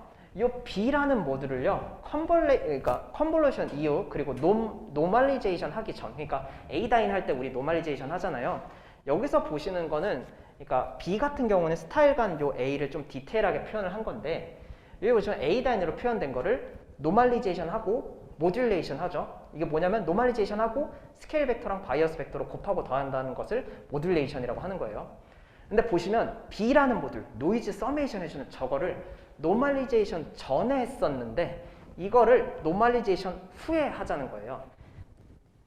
네, 그런 거고 뭐 이거에 대해서 그냥 설명을 굳이 하자면은 뭐냐면은 B라는 거는 어쨌든 가우시안 노이즈잖아요. 근데 그 가우시안 노이즈, 그러니까 즉 평균이 0, 스탠다드 데비에이션 1인 가우시안 노이즈인데 그 가우시안 노이즈를 노멀리제이션 하기 전에 넣어준 다음에 서메이션 하고 다시 노멀리제이션 해주면 이거에 대한 효과가 크게 나지 않는다라는 거예요. 왜냐면 내가 어떤 피처맵에 대해서 가우시안 그 평균 0에 스탠다드 데비에이션 1을 더해줬어요. 걔는 뭔가 평균 이 인풋으로 들어간 요 피처맵은 평균이 0이면서 스탠다드 데비에이션 1은 아니겠죠. 어떤 다양한 그런 피처맵에 대해서 가우시안 노이즈를 더해줬는데 그걸 다시 노멀리제이션해요. 이게 뭐냐? 다시 평균이 0이고 스탠다드 데비에이션 1인 애들로 만들어버리는 거죠. 그러니까 그게 의미가 없다라는 거예요. 그래서 노멀리제이션을 한 다음에 넣어야 하는 게 뭔가 맞지 않겠느냐, 그래야 진짜 우리가 서메이션 하는 B 모듈의 역할이 되지 않겠느냐라고 이제 썰을 풀면서 진짜 이렇게 했더니 더 좋아졌다라고 말을 하는 거고요. 세 번째가 이건 뭐냐면 기존에 노멀리제이션 할 때 우리 평균 빼고 스탠다드 데비에이션으로 나눠주고 다시 어떤 스케일 벡터 곱하고 더하고 이랬잖아요. 근데 스타일 벡터를 입히는 걸 보니까 평균 빼는 게 별 의미가 없더라는 거예요. 그냥 단순히 스탠다드 데비에이션으로 나눠줘도 스타일이 잘 먹히더라라는 거예요. 그래서 그냥 보시면 모듈레이션 스탠다드 데비에이션, 노멀리제이션 스탠다드 데비에이션 이렇게 되어 있죠. 이런 것처럼 그냥 그 평균을 빼고 다시 뭐 서메이션 하는 그런 것들이 평균에 대한 어떤 그런 벡터의 정보들이 벡터의 정보가 아니죠. 그 피처의 그 민 값이 별로 의미가 없더라라는 거고, 그래서 그냥 단순히 스탠다드 데비에이션만 써도 좋더라라는 걸 말을 하는 거고요. 근데 이게 바로 이제 여기서 나오는 웨이트 모듈레이션 혹은 웨이트 디모듈레이션이라고 말을 하는 거예요. 웨이트 디모듈레이션, 즉 A다인을 바꾼 거죠. 뭐냐면은 어려울 수는 있어요. 어려울 수 있어요. 그러니까 뭐냐면은 간단하게 설명하자면 A다인은 어떤 내가 클래스로 하는 정보, 그러니까 컨디션으로 하는 정보, 어떤 스타일들을 잘 입히는 거에 대한 역할이라 했습니다. 근데 이거를 할 때는 보면은 노멀리제이션 해주고 다시 디노멀리제이션 해줬어요. 근데 이걸 어디서 하냐면 컨볼루션 피처맵에서 했어요. 그쵸? 근데 그 노멀리제이션하고 디노멀리제이션 해줄 때 보니까 민 값이 의미가 없어요. 그래서 그 민을 뺐어요. 그리고 이건 뭐냐면 내가 피처맵에 대해서 그렇게 장난질을 했는데 결국 우리 피처맵에 곱하는 건 컨볼루션의 웨이트잖아요. 피처맵에 하지 말고 웨이트에 대해서 그 짓을 해보자라는 거예요. 그래서 보시면 어떤 지금 보면은 지금 W가 있고 S가 있잖아요. 저 S가 뭐냐면 내가 구한 W로부터 어떤 이제 스케일링 벡터를 나타낸 거고요. 저 S는. 그리고 저 W는 내가 원래 기존의 피처맵에 곱해지는 컨볼루션의 웨이트를 나타낸 거예요. 그래서 기존에는 원래는 피처맵에 저 S를 곱하고 나눠주고 뭐 이런 짓을 했는데 웨이트에다 하자는 거예요. 웨이트에다 하고 그리고 웨이트의 어떤 그 스탠다드 데비에이션을 다시 나눠주는 과정을 한다라는 거죠. 그렇게 해서 해보니 피처맵에서 하는 것보다 더 좋더라라는 겁니다. 뭐 어렵진 않죠. 같은 역할인데 피처맵에서 하느냐 아니면 웨이트에서 이 장난을 하느냐라는 거예요. 당연히 우리가 이제 어떤 인풋에 대해서 아웃풋을 도출해내는 과정을 보면은 피처맵으로부터 컨볼루션 웨이트들이 곱해지면서 다음 피처맵이 구해지잖아요. 근데 피처맵에서 장난질을 하나 곱해지는 웨이트에서 장난질을 하나 어쨌든 비슷한 거니까 웨이트에서 하면은 더 성능이 좋아지고 좀 더 이제 빨라질 수 있다라는 겁니다. 뭐 빨라지는 건 뭐 당연히 뭐 쉐입 같은 것들이 좀 더 이제 적을 테니까 뭐 그런 것들에 대해서 좀 더 이제 빨라지고 성능도 더 좋아지더라라는 거예요.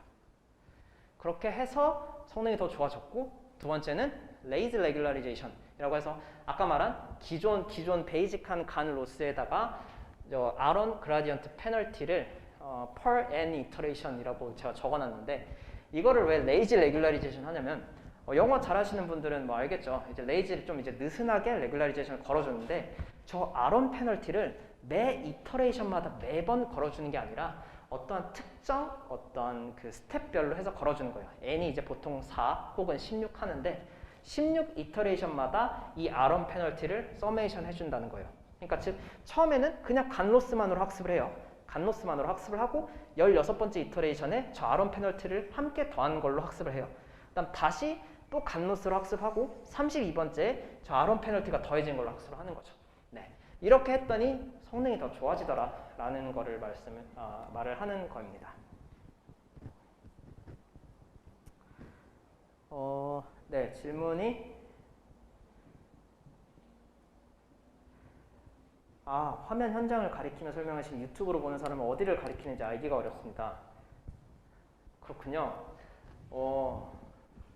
이거는 제가 어떻게 처리를 할 수가 없어서 이거는 네, 아마 이후 다음 주부터 그게 좀 개선이 되지 않을까 싶습니다.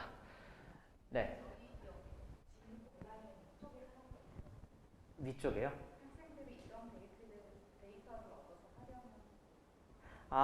네, 학생들이 이러한 데이터를 얻어서 하려면 데이터를 어떻게 얻을 수 있을까요? 그러니까 학습 데이터. 여기서 쓰는 데이터는 그러니까 사람 이미지였죠. 그 사람 이미지를 잠깐만요. 네. 사람 이미지 뭐 이런 거죠. 사람 이미지는 FFHQ라고 하고 이거는 퍼블릭하게 공개가 되어 있으며 한 90GB 정도 용량이에요. 사실 뭐 하드만 좀 넉넉하시다면은 로컬에 다운받아서 할 수는 있습니다. 네. 이거는 그냥 FFHQ라고 그냥 검색하시면 바로 나옵니다. 다운받기도 어렵지 않아요. 그냥 네, R집으로 다운받아서 압축 푸시면 됩니다.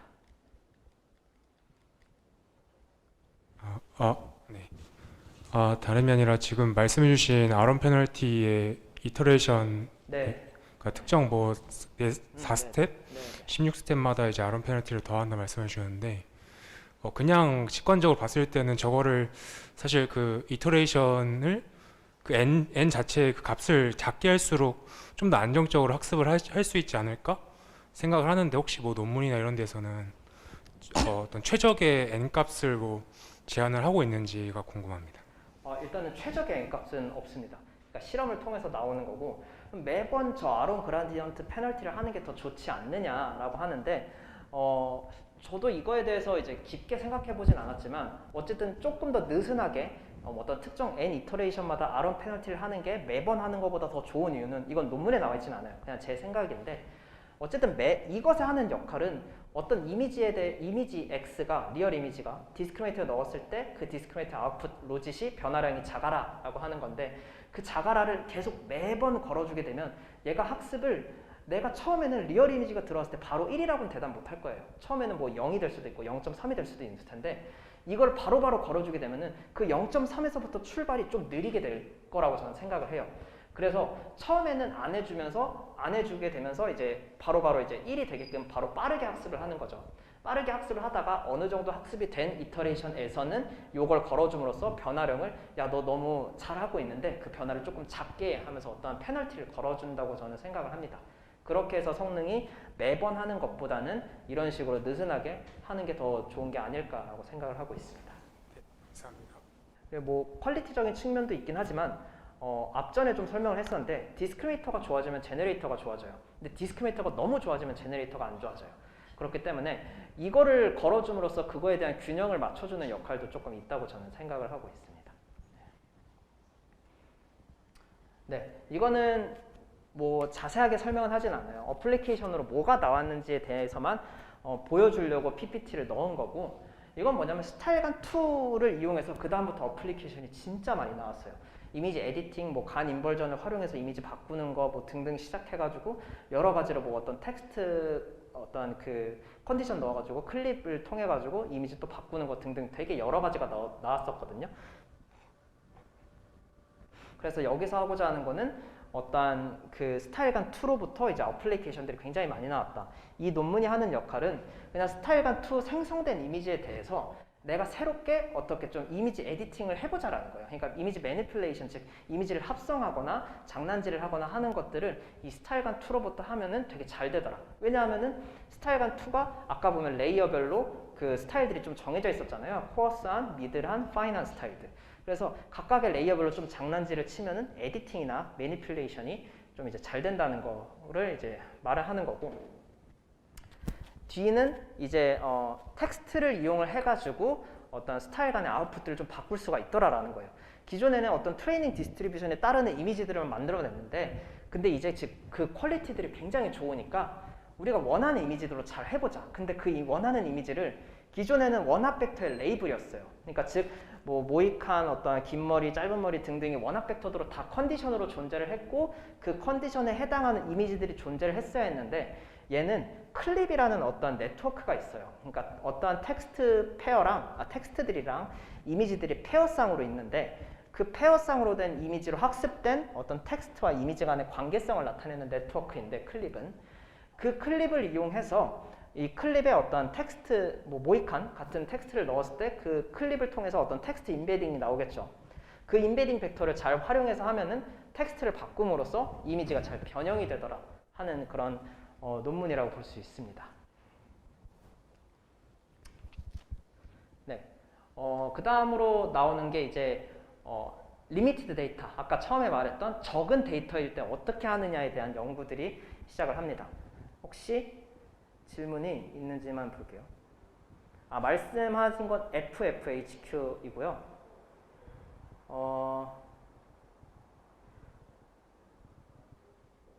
간의 학습이 적절한 종료 시점이 언제라고 생각해요? 예를 들어 FFHQ 디스크리미네이션 값이 높아지는 질문은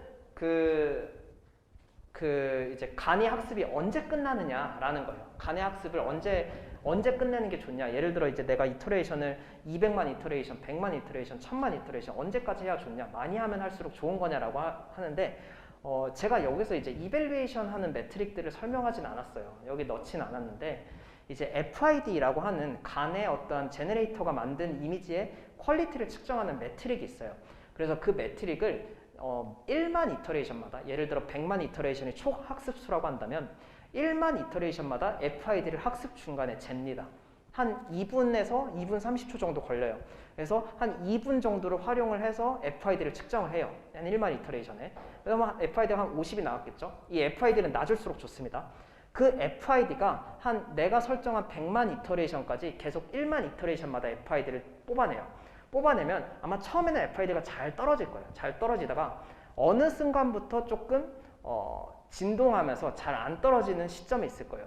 그쯤부터 학습을 끊거나 거기서 관두거나 혹은 거기서부터 어떤 새로운 학습, 이제 뭐 파인 튜닝을 한다든가 하는 방식으로 진행을 하시면 됩니다. 네. 느슨하게 하는 레이지 레귤라리제이션 학습 속도가 논문에 있었던 것 같은데 레이지 레귤라리제이션에 네.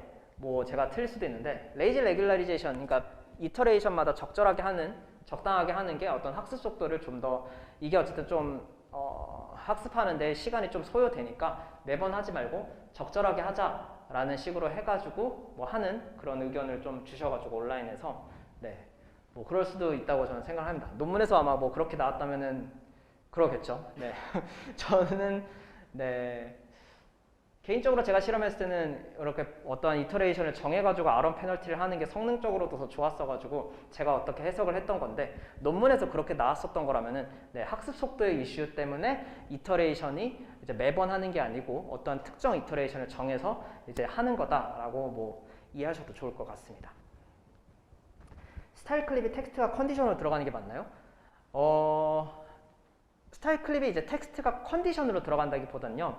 그러니까 이제 학습 방식에서 차이가 나요. 이건 사실 제가 학습 방법에 어떤 플로우를 제가 넣지 않아서 설명하기가 조금 힘든데, 어떤 이제 스타일간을 이제 튜닝을 할 때 있어서 어떤 텍스트를 클립에 넣어가지고 클립에서 나온 텍스트 인베딩이랑 그리고 어떤 내가 특정한 이미지의 이제 인베딩 간의 어떤 로스를 미니마이즈 하면서 내가 만들어내는 이미지가 저 텍스트로 주는 저 클립의 인베딩이 잘 맞게 되도록 이미지를 수정하는 방식이거든요.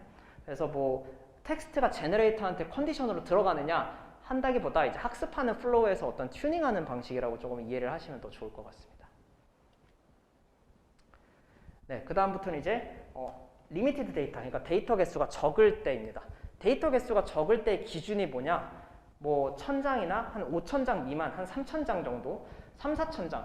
뭐 적절하게 굳이 기준을 딱 하나만 말하자면 5000장 밑은 조금 데이터 개수가 적다라고 표현을 합니다. 첫 번째는 디스어그먼트라고 해가지고 디스크리미네이터의 오버피팅을 막기 위해서 이제 내는 거예요. 그러니까 결국에는 데이터 개수가 적을 때도 잘 활용할 수 있는 건데 여기서 이제 오버피팅이라는 용어가 나오는데 다들 아실 거예요. 뭐 네트워크가 오버피팅 됐다라고 하면은 데이터를 외웠다라고 이제 이해를 하면 되죠. 그러면 간에서 디스크리미네이터가 오버피팅 됐다라고 말을 하는 건 뭐냐면은 학습 데이터가 어떤 리얼 이미지들이 계속 들어와요. 근데 어떤 리얼 이미지가 들어오든 간에 얘가 다 1이라고 다 잘 대답하는 거예요. 그러니까 다 외워버리는 거예요. 사실 제너레이터가 만드는 샘플들에 따라서 리얼 데이터의 어떤 로직값이 조금 변동이 존재를 해야 되는데 그러지가 않다라는 거예요. 그러니까 무조건 다 외워버려가지고 무조건 다 외워버리는 현상을 이제 디스크리미네이터에서 이제 오버피팅이 나왔다라고 이제 말을 한다고 보시면 됩니다. 그래서 얘네는 어떠한 적절한 디퍼런시블, 그러니까 미분 가능한 거죠. 어그멘테이션을 적절하게 미분 가능한 어그멘테이션을 선택을 해서 제너레이터랑 디스크리미네이터에 넣으면은 이러한 오버피팅이 방지가 되고 그리고 적은 데이터일 때도 성능이 잘 나오게 된다라고 말을 하는 것이 이제 디프 어그먼트라고 하는 논문이라고 볼 수가 있습니다. 그래서 앞에 있었던 요 그림 같은 경우는 뭐냐면요. 보시면은 지금 보시면 트레이닝 100%는 이제 트레이닝 데이터를 다 쓴 거예요. FFHQ를 기준으로 한다면 이제 5만 장인 거죠. 그러니까 사이파 10이니까 얘가 몇 장이죠? 얘도 뭐 5만 장이라 합시다. 5만 장을 다 쓴 거고 20% 같은 경우에는 그 5만 장이 약 20%에 해당하는 어떤 만 장인 거고 10%는 5천 장만 쓰는 거예요. 보시면은 트레이닝 어큐레시, 그러니까 얘가 디스크리미네이터가 얼마나 얘를 잘 분류했느냐 어큐레시를 측정해 보니까 한 이때부터 100%가 다 나오죠. 10%, 20%. 그러면 우리는 이렇게 생각을 해요. 이제 디스크리미네이터는 어떠한 리얼 샘플에 대해서도 잘 얘가 분류를 하는구나 라고 생각을 해서 어떠한 밸리데이션 이미지를 넣어요. 그러니까 학습에 사용하지 않았던 리얼 샘플들을 넣어보면 굉장히 어큐레시가 낮죠. 그러니까 즉 학습 데이터를 다 외웠으니까 얘가 1이 나오는 거고 진짜 학습이 잘 되었더라면은 물론 1이 나오겠지만 100%가 나오겠지만 진짜 학습이 잘 된 거라면 학습에 사용한 리얼 이미지에 대해서도 어큐레시가 좋게 나와야겠죠. 근데 밸리데이션에 대해서 좋게 안 나온다는 거는 결국 학습 이미지를 외웠다라는 것이기 때문에 이러한 것을 오버피팅이라고 하고 그 오버피팅을 막기 위해 디프 어그먼트라는 어떠한 스킬이 들어갑니다. 그래서 뭐 사실 어그멘테이션 같은 경우에는 뭐 여러 가지가 있어요. 뭐 컷아웃도 있고 컬러 지터링도 있고 뭐 랜덤 크로핑 등등이 이렇게 있을 텐데 걔네들은 그러한 세 개들을 활용을 한 거고 그럼 여기서 드는 질문은 그러면 디스크리미네이터의 인풋은 리얼 이미지랑 페이크 이미지가 있는데 리얼 이미지에만 줘야 되는지 아니면 이것을 어그멘테이션을 주는데 제너레이터한테는 주지 않고 디스크리미네이터한테만 학습을 시켜야 되는지 아니면 제너레이터랑 디스크리미네이터랑 둘 다 시켜야 되는지 뭐 이거에 대한 이제 뭐 머릿속에 질문이 있을 수가 있겠죠. 뭐 정답을 하면은 디스크리미네이터랑 제너레이터랑 둘 다 하는 게 좋습니다. 왜냐하면 이 각각에 대해서 문제점이 존재를 하기 때문이에요. 그 문제점이 뭐냐면 리얼 이미지에 대해서만 어그멘테이션을 해서 학습을 진행을 해요. 그러면은 디스크리미네이터는 이런 어그멘테이션 된 이미지에 대해서 리얼이라고 판별을 하게 될 겁니다. 그렇죠? 그러면 제너레이터는 그러한 디스크리미네이터를 이기기 위해 그러니까 제너레이터가 만든 샘플들이 리얼이라고 되게끔 디스크리미네이터의 아웃풋이 리얼이라고 되게끔 하도록 제너레이터가 이미지를 만들 텐데 리얼 샘플에 대해서 어그멘테이션이 된 거를 디스크리미네이터한테 학습을 하면은 제너레이터가 만드는 샘플도 마찬가지로 어그멘테이션이 된 이상한 이미지들만 만들게 되게 됩니다. 그래서 그게 문제점이고 두 번째, 디스크리미네이터한테만 뭔가 어그멘테이션을 걸어서 로스를 거는 거예요. 어드버서리 로스를. 제너레이터한테는 그냥 내가 만든 어떠한 샘플들이 어그멘테이션이 적용되지 않은 샘플들을 만들어낼 거고 디스크리미네이터는 인풋으로 받는 게 어그멘테이션이 된 리얼 이미지랑 어그멘테이션이 된 페이크 이미지가 될 거예요. 근데 제너레이터는 디스크리미네이터를 이기기 위해서 하게 된다 했잖아요. 근데 내가 만약에 이제 디스크리미네이터한테만 어그멘테이션을 준 이미지로 학습을 진행을 해요. 학습을 진행을 하게 된다면은 뭔가 이제 제너레이터가 만든 어떤 샘플, 얘는 어그멘테이션 되지 않는 이미지겠죠. 그거에 대해서 디스크리미네이터가 잘 얘를 페이크라고 판별을 하지를 못해요. 왜냐면 디스크리미네이터가 인풋으로 받는 건 어그멘테이션이 적용이 된 이미지들만 받으니까 제너레이터가 어떤 어그멘테이션 적용 안 된 이미지를 만들게 되면은 디스크리미네이터는 얘를 잘 판별을 하지 못하게 돼서 학습을 잘 안 됩니다. 그러한 문제점이 존재를 해서 둘 다 합니다. 그러니까 즉 어떠한 레이턴트 Z, 가우시안으로부터 나온 거죠. 그거를 제너레이터한테 넣고 이건 이제 스타일간 2에도 적용하고 뭐 여러 가지 아키텍처에 다 적용할 수 있습니다. 그래서 어떠한 GZ는 이미지를 만든 거죠. 이미지 만든 거에 대해서 트랜스포메이션을 하고요. 그러니까 어그멘테이션을 하고요. 뭐 랜덤 크롭이라든가 컬러 시터링이라든가 뭐 컷아웃이라든가 등등이 있겠죠. 그리고 마찬가지로 리얼 샘플 X에 대해서도 어그멘테이션을 진행을 합니다.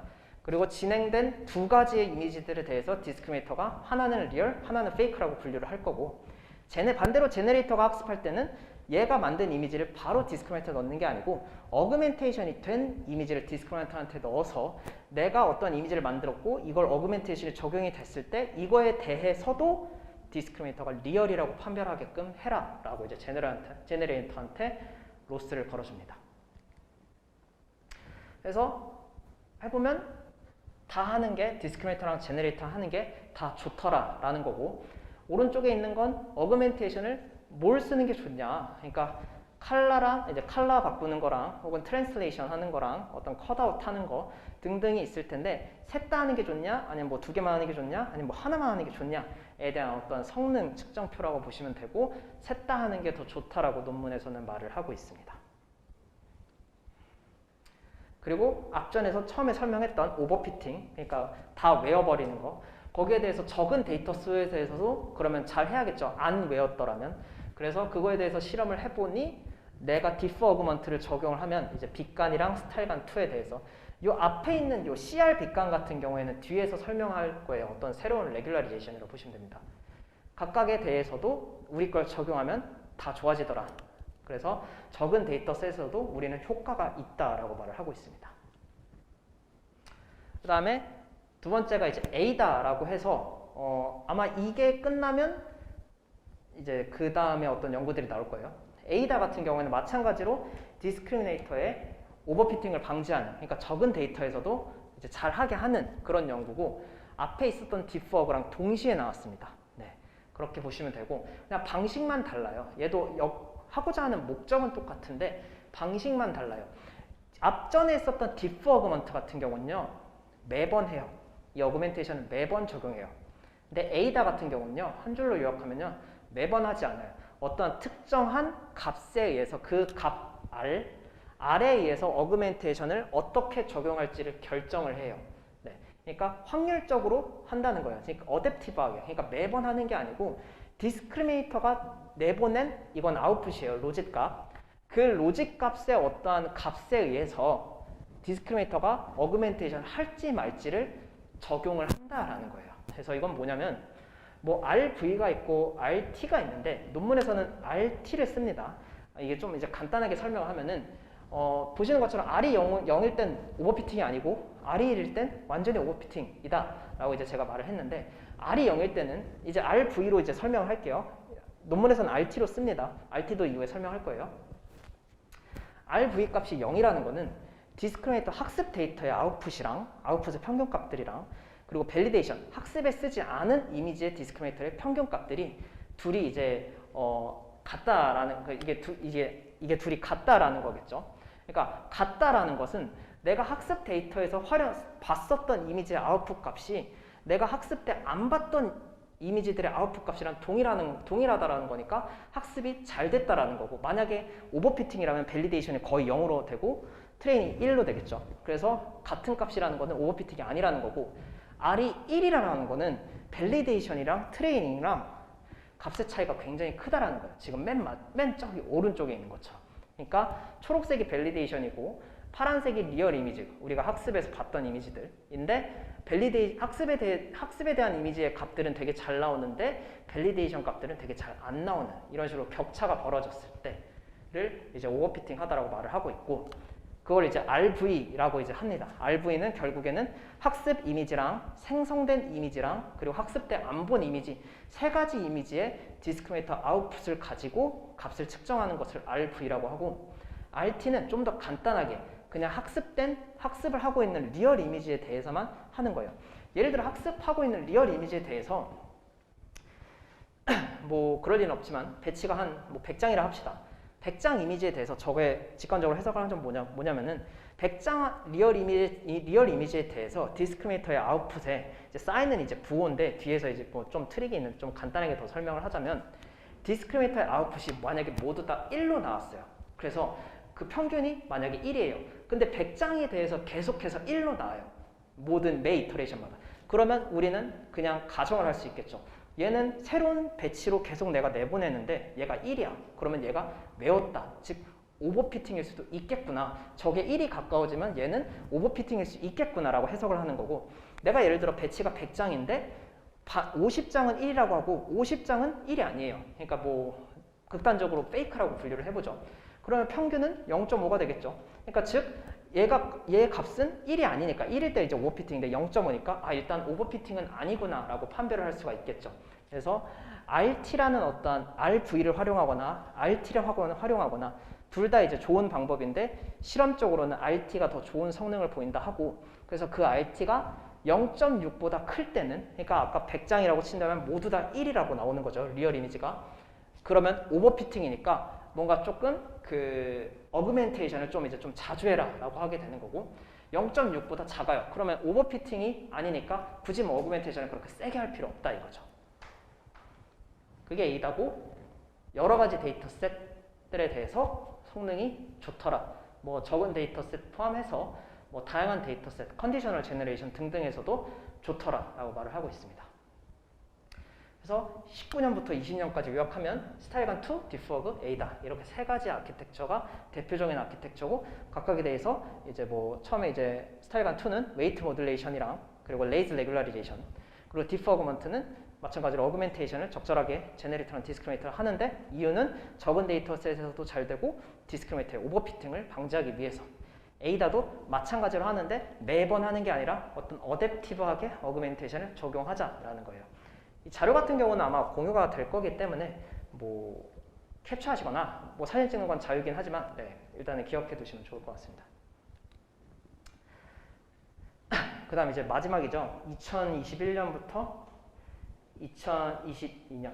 2022년까지 질문이 하나 들어왔는데, 디스크리미네이터가 오버피팅 하는 게 문제라 네트워크의 카파시티를 줄이면 학습이 잘 안 되나요? 디스크리미네이터가 너무 강력하니까 카파시티를 줄여버리자. 그러니까 뭐 이러한 해석은 아니겠지만 제 멋대로 조금 과하게 해석하자면 과거로 돌아가자라는 말이죠. 그러니까 아키텍처를 기껏 다 잘 만들어놨는데 조금 줄여버리자라는 거죠. 뭐 그게 좋은 방법일 수 있는데, 기껏 좋은 디스크리미네이터와 좋은 제너레이터의 성능으로 이루어진 아키텍처를 만들어냈는데, 그렇다면 굳이 다시 과거의 아키텍처로 돌아가기보다는 새로운 레귤라리제이션을 통해서 활용하는 게 더 좋은 연구의 방향성이기 때문에 아마 그러지 않았을까 생각이 됩니다.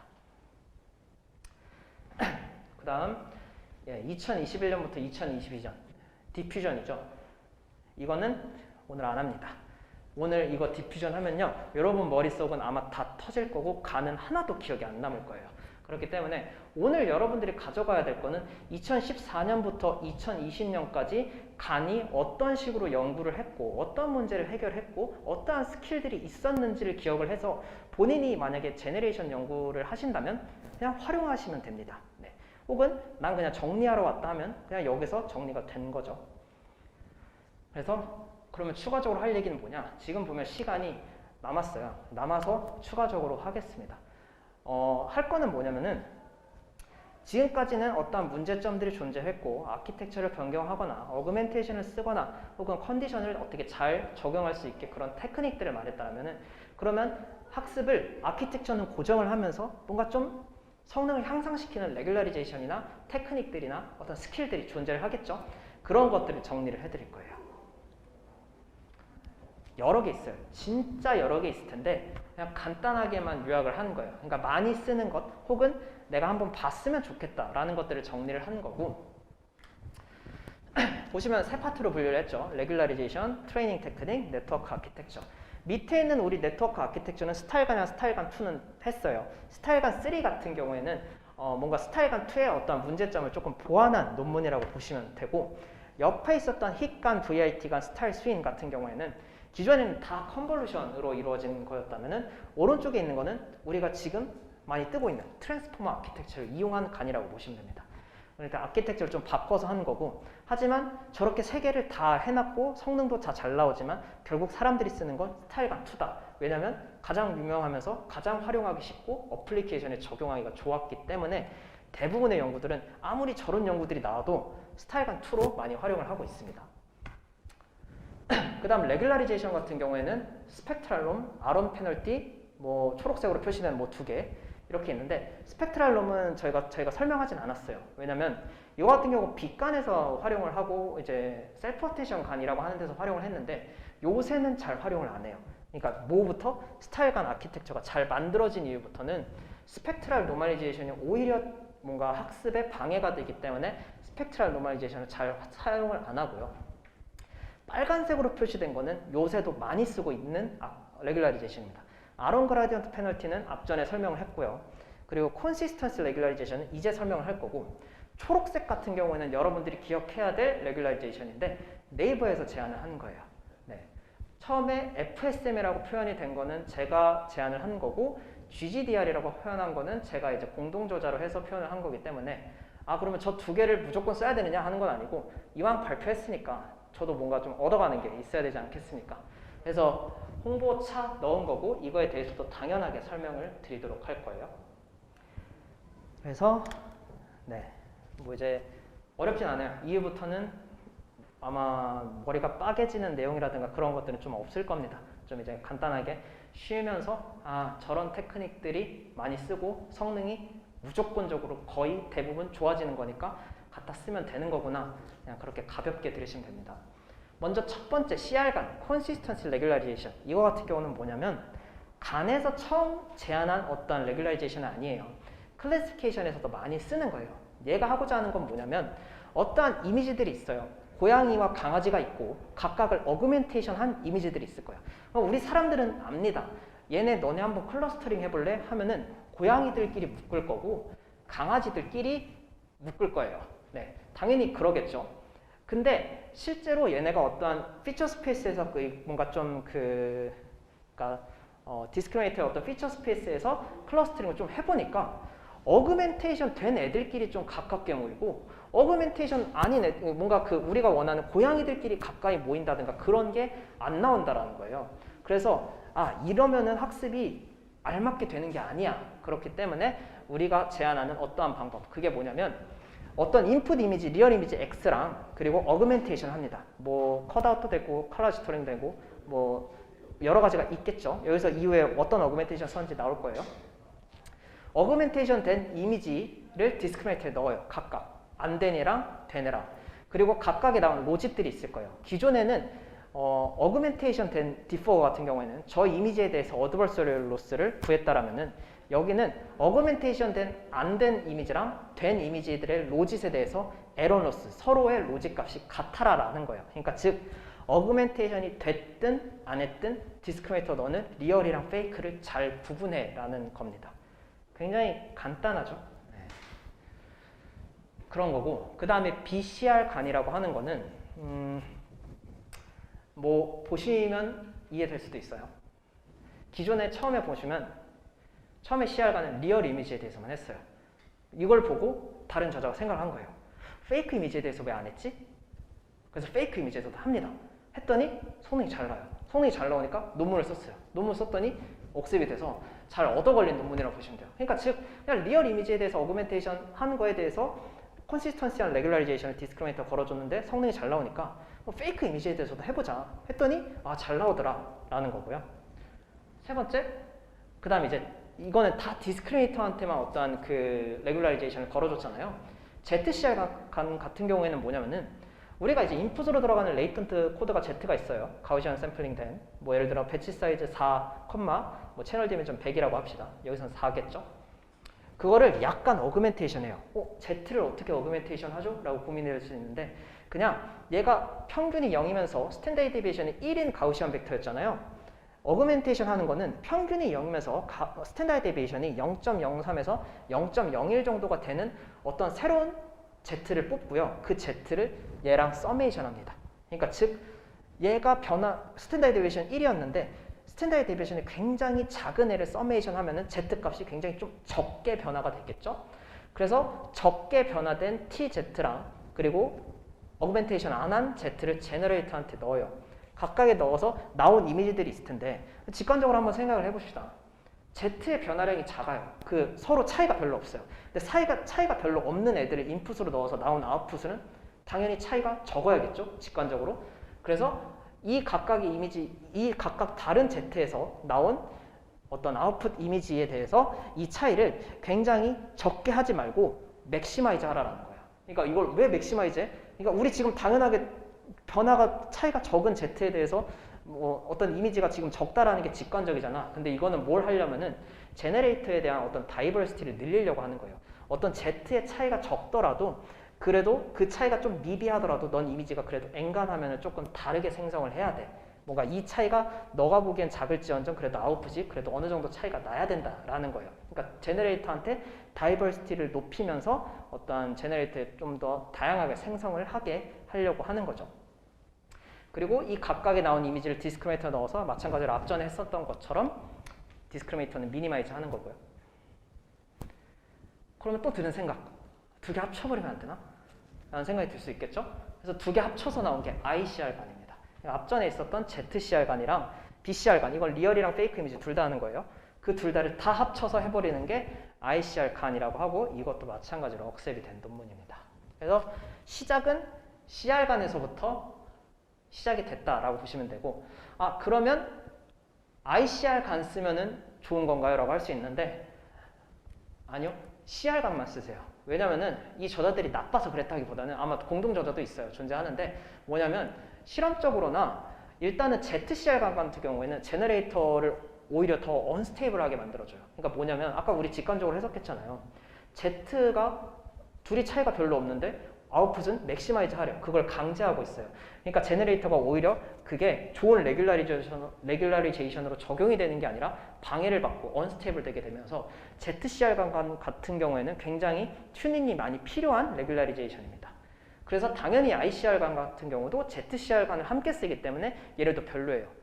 그리고 BCR간 같은 경우는 페이크 이미지에 대해서 이걸 하는데 이거는 좋을 때가 있고 안 좋을 때 있는데 저는 이건 잘 쓰지는 않아요. 이거는 이걸 왜 잘 안 쓰고 뭔가 안 좋다고 생각을 하냐라고 하면 논문에 나와 있는 건 아니에요. 제가 그냥 뭔가 연구를 하면서 얘를 안 쓰는 이유는 해보니까 성능이 그렇게 잘 올라가진 않았어요. 근데 그 안 올라가는 이유는 뭐 생각을 해보면 제너레이터가 처음에 만든 이미지들은 굉장히 좀 이상한 이미지일 거예요. 제대로 된 이미지를 만들어내지 못할 거예요.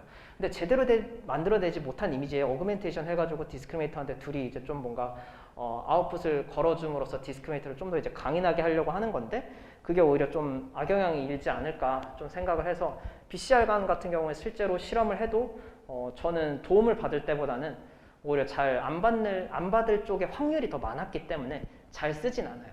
근데 뭐 써볼 수는 있습니다. 네. 근데 CR간은 기본으로 쓰고요. 얘네들은 안 씁니다. 아예 안 써요. 얘네들은 단 한 번 쓰고 안 씁니다. 진짜 얘는 많이 언스테이블해지기 때문에 안 씁니다. 설명 잘 듣고 있고요. 저 컨시스턴시 레귤라이제이션 텀에서 좀 궁금한 게 있는데요. 맨 처음에 설명 주실 때 같은 인스턴스, 그러니까 카테고리가 같은 객체에 대해서는 가까워야 되고 어그멘테이션 된 거끼리는 사실 같을 필요가 없을 거를 가정하고 저 메커니즘이 돌아가는 거를 이제 설명을 해주셨는데 네네. 어떻게 해석해 보면은 그 뭐 리스케일 관점에서만 봤을 때는 되게 확대돼 있는 영상은 약간 좀 가까워질 수도 있고 작은 객체는 또 맞습니다. 네. 가까워질 수도 있으니까 그런 관점에서 생각하면은 또 어떻게 해석해 볼 수 있는지가 궁금하거든요. 저는 그렇게 생각해 보진 않았는데 굉장히 좋은 것 같습니다. 사실 그런 질문이 들어올 때마다 머릿속이 굉장히 저는 복잡해져요. 이게 또 이제 촬영을 하고 있는데 내가 또 잘못된 대답을 하면 또 안 되기 때문에 일단 또 말을 하지만 제가 틀릴 수도 있습니다. 제가 말을 하면은 사실 이거는 제너레이터 어쨌든 좋은 품질의 어떤 이미지를 만들어내려고 걸어주는 거잖아요. 근데 봅시다. 우리가 트레이닝 데이터 셋들은 얘네들이에요. 이런 디스트리뷰션이에요. 그러면은 우리 제너레이터는 그런 트레이닝 디스트리뷰션을 따라야 돼요. 그렇죠? 근데 그 따르기 위해서 학습에 도움을 받는 게 디스크리미네이터예요. 걔를 이기기 위해서 하는 거죠. 근데 디스크리미네이터 피처맵이 얘네 둘이가 모여져 있어요. 그럼 어쨌든 디스크리미네이터를 이기기 위해서 제너레이터가 학습을 하는 건데 그러한 디스크리미네이터를 이기려면은 당연히 얘네 둘이 가깝게 뭔가 좀 제너레이터가 만들게 될 거고 그렇게 된다면 내가 의도하고자 하는 트레이닝 디스트리뷰션을 따라가는 제너레이터가 아니게 될 수가 있잖아요. 그렇기 때문에 이게 올바른 어떤 생성 관점에서는 이거는 올바른 어떤 그 피처 스페이스의 어떤 클러스터링이 아니다. 올바른 생성 쪽에서의 올바른 클러스터링은 그냥 진짜 같은 애들끼리 모아줘야 되는 거 아니냐, 같은 애들끼리 어그멘테이션 했던 안 했던 간에 얘네들끼리 가까워야 되는 게 맞지 않느냐라는 거여서 이걸 걸어주는 게 더 도움이 되는 게 아닐까라고 생각을 하고 있습니다. 그럼 하나만 더 여쭤보고 싶은 게 만약에 그 디스크리미네이터의 그 디스크리미네이션 파워에 대해서 말씀을 주셨는데 그러면 저희가 가지고 있는 데이터셋이 뭐 바이너리 카테고리컬 디스트리뷰션을 가진 데이터셋이 아니라 만약에 뭐 이미지넷 같이 약간 카테고리컬 디스트리뷰션이 엄청 큰 데이터셋에 대해서는 오히려 더 반대로 작용할 수도 있는지 뭐 데이터셋에 달라지는 팩터일까요가 질문이거든요. 그 컨시스턴시 레귤라이제이션을 사용하는 거에 대한 신뢰도가 아니요. 그 데이터셋이 이제 뭐 다양하든 혹은 데이터가 개수가 적든 간에 상관없이 일단 저는 이거에 대해 사실 동의를 해요. 그러니까 같은 애들끼리는 모여져 있어야 된다. 그러니까 이렇게 같은 애들끼리는. 그래서 사실 클래스가 많은 예를 들어 이미지넷 같은 경우에도 사실 어그멘테이션 된 애들끼리가 좀 이제 동일해야 된다라는 거는 클래시피케이션 관점에서는 그게 더 좋을 수는 있겠죠. 그게 더 좋을 수는 있겠지만 생성적인 관점에서는 오히려 얘네들이 붙어 있는 게 더 맞지 않나라는 좀 생각을 들긴 합니다. 네, 답변 감사합니다. 네. 근데 좀 잘못 말했는데 좀 수정하자면 분류 클래시피케이션에서도 저는 이게 맞다고 생각을 해요. 사실 그리고 이 컨시스턴시 레귤라이제이션 같은 경우에는 이 간 쪽에서 처음 제안된 게 아니고요. 그 이미지넷 그쪽 분류하는 쪽에서 처음 제안된 거기 때문에 그 제안된 거를 저자들이 어떻게 읽고 이거 간에 쓰면 되겠는데 해가지고 나온 거기 때문에 네, 조금 앞전에 있었던 말을 좀 수정하겠습니다. 네. 네.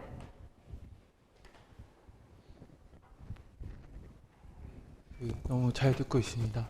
그 CI겐에서 그 그룹핑을 위해서 만약에 저렇게 단순하게 로스만 에런 로스로 가는 게 아니라 컨트라티브라든지 매트릭 러닝처럼 피처 레벨 단위에서나 아니면 그런 디스턴스를 좀 더 조절을 해서 로스를 바꿔서 실험을 하면 제가 원하는 그룹핑들을 스페이스에서 만들 수 있을 것 같은데 혹시 후속 논문이나 그런 실험 같은 것도 있었는지 궁금해서 질문드립니다. 굉장히 예리한데요. 저 이거 보고 그 컨트라스티브 러닝 같은 그런 거를 디스크리미네이터 피처상에서 이제 적용을 했었습니다. 제가 했었는데 성능은 좋아졌어요. 그러니까 이거는 뭐 이 강의를 듣고 계신 온라인 분들이나 혹은 오프라인 분들이 성능이 좋아지는 건 100%거든요. 근데 제가 논문을 안 쓴 이유는요. 왜 좋아지는지에 대해 설명을 못해서 논문으로 쓰지를 못했어요. 포기했어요. 그러니까 제가 이 말을 드리는 이유는 성능이 좋아지니까 이유를 분석해서 논문을 쓰셔주시면 좋을 것 같다 라는 걸 말을 하는 거예요. 좋아집니다. 컨트라스티브 러닝 같은 거를 피처 스페이스 단에서 저는 적용을 했었어요. 근데 좋아지는데 왜 좋아지는지를 이쁘게 설명을 못 하겠더라고요. 저는 그래서 포기했었습니다.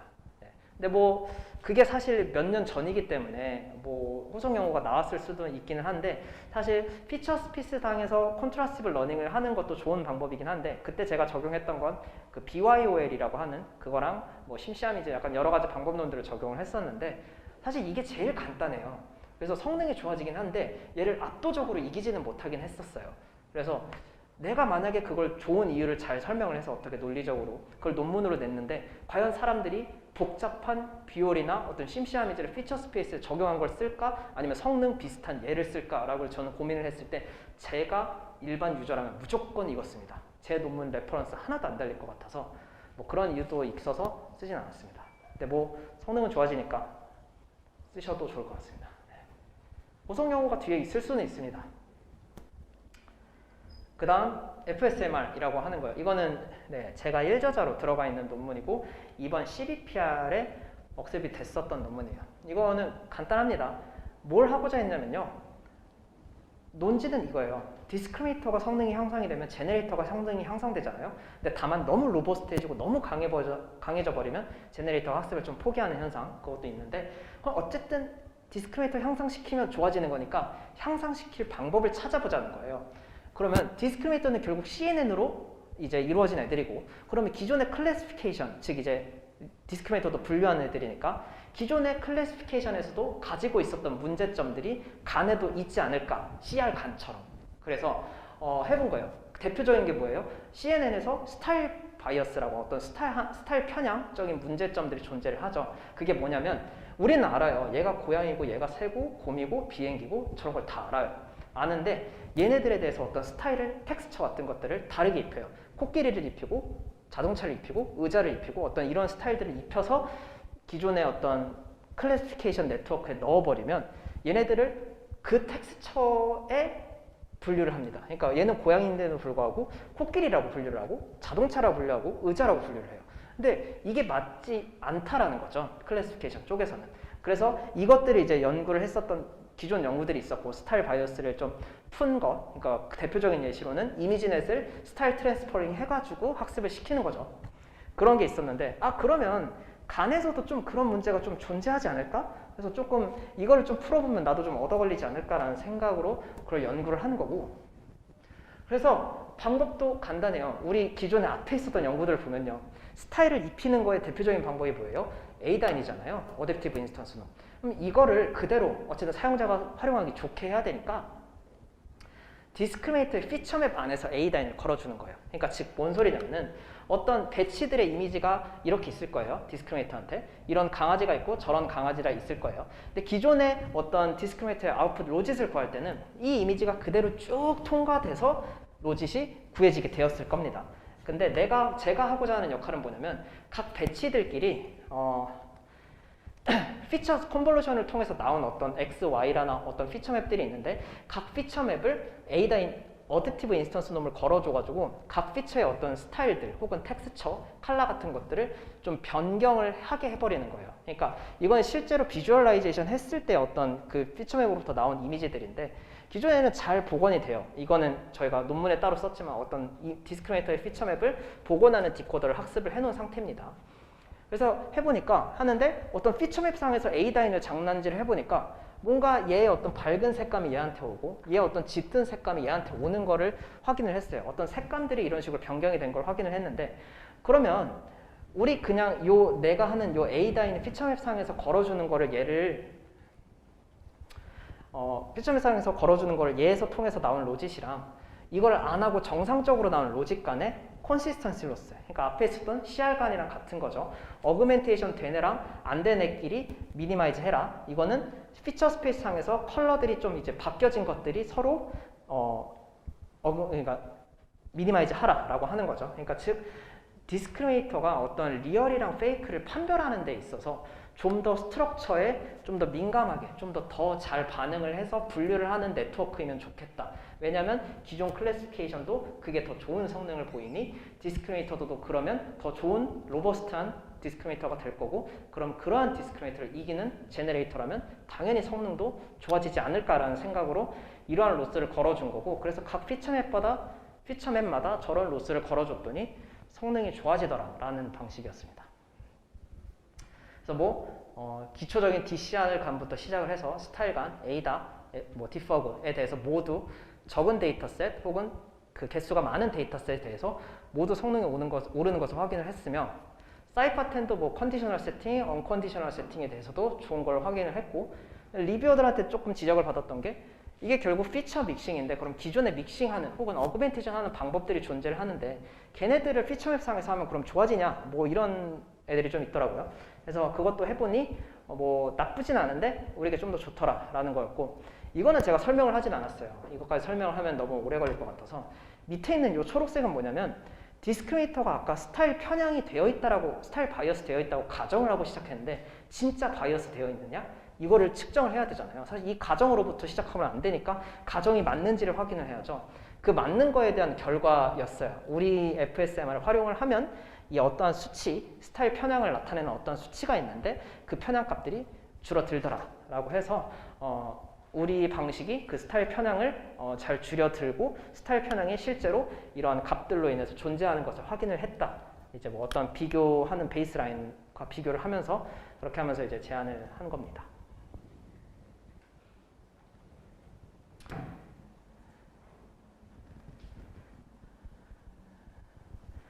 오늘 요약 설명 너무 좋았습니다. 지금까지 소개해주신 기존 기술에 대한 테크트리 그림 같은 게 혹시 있을까요?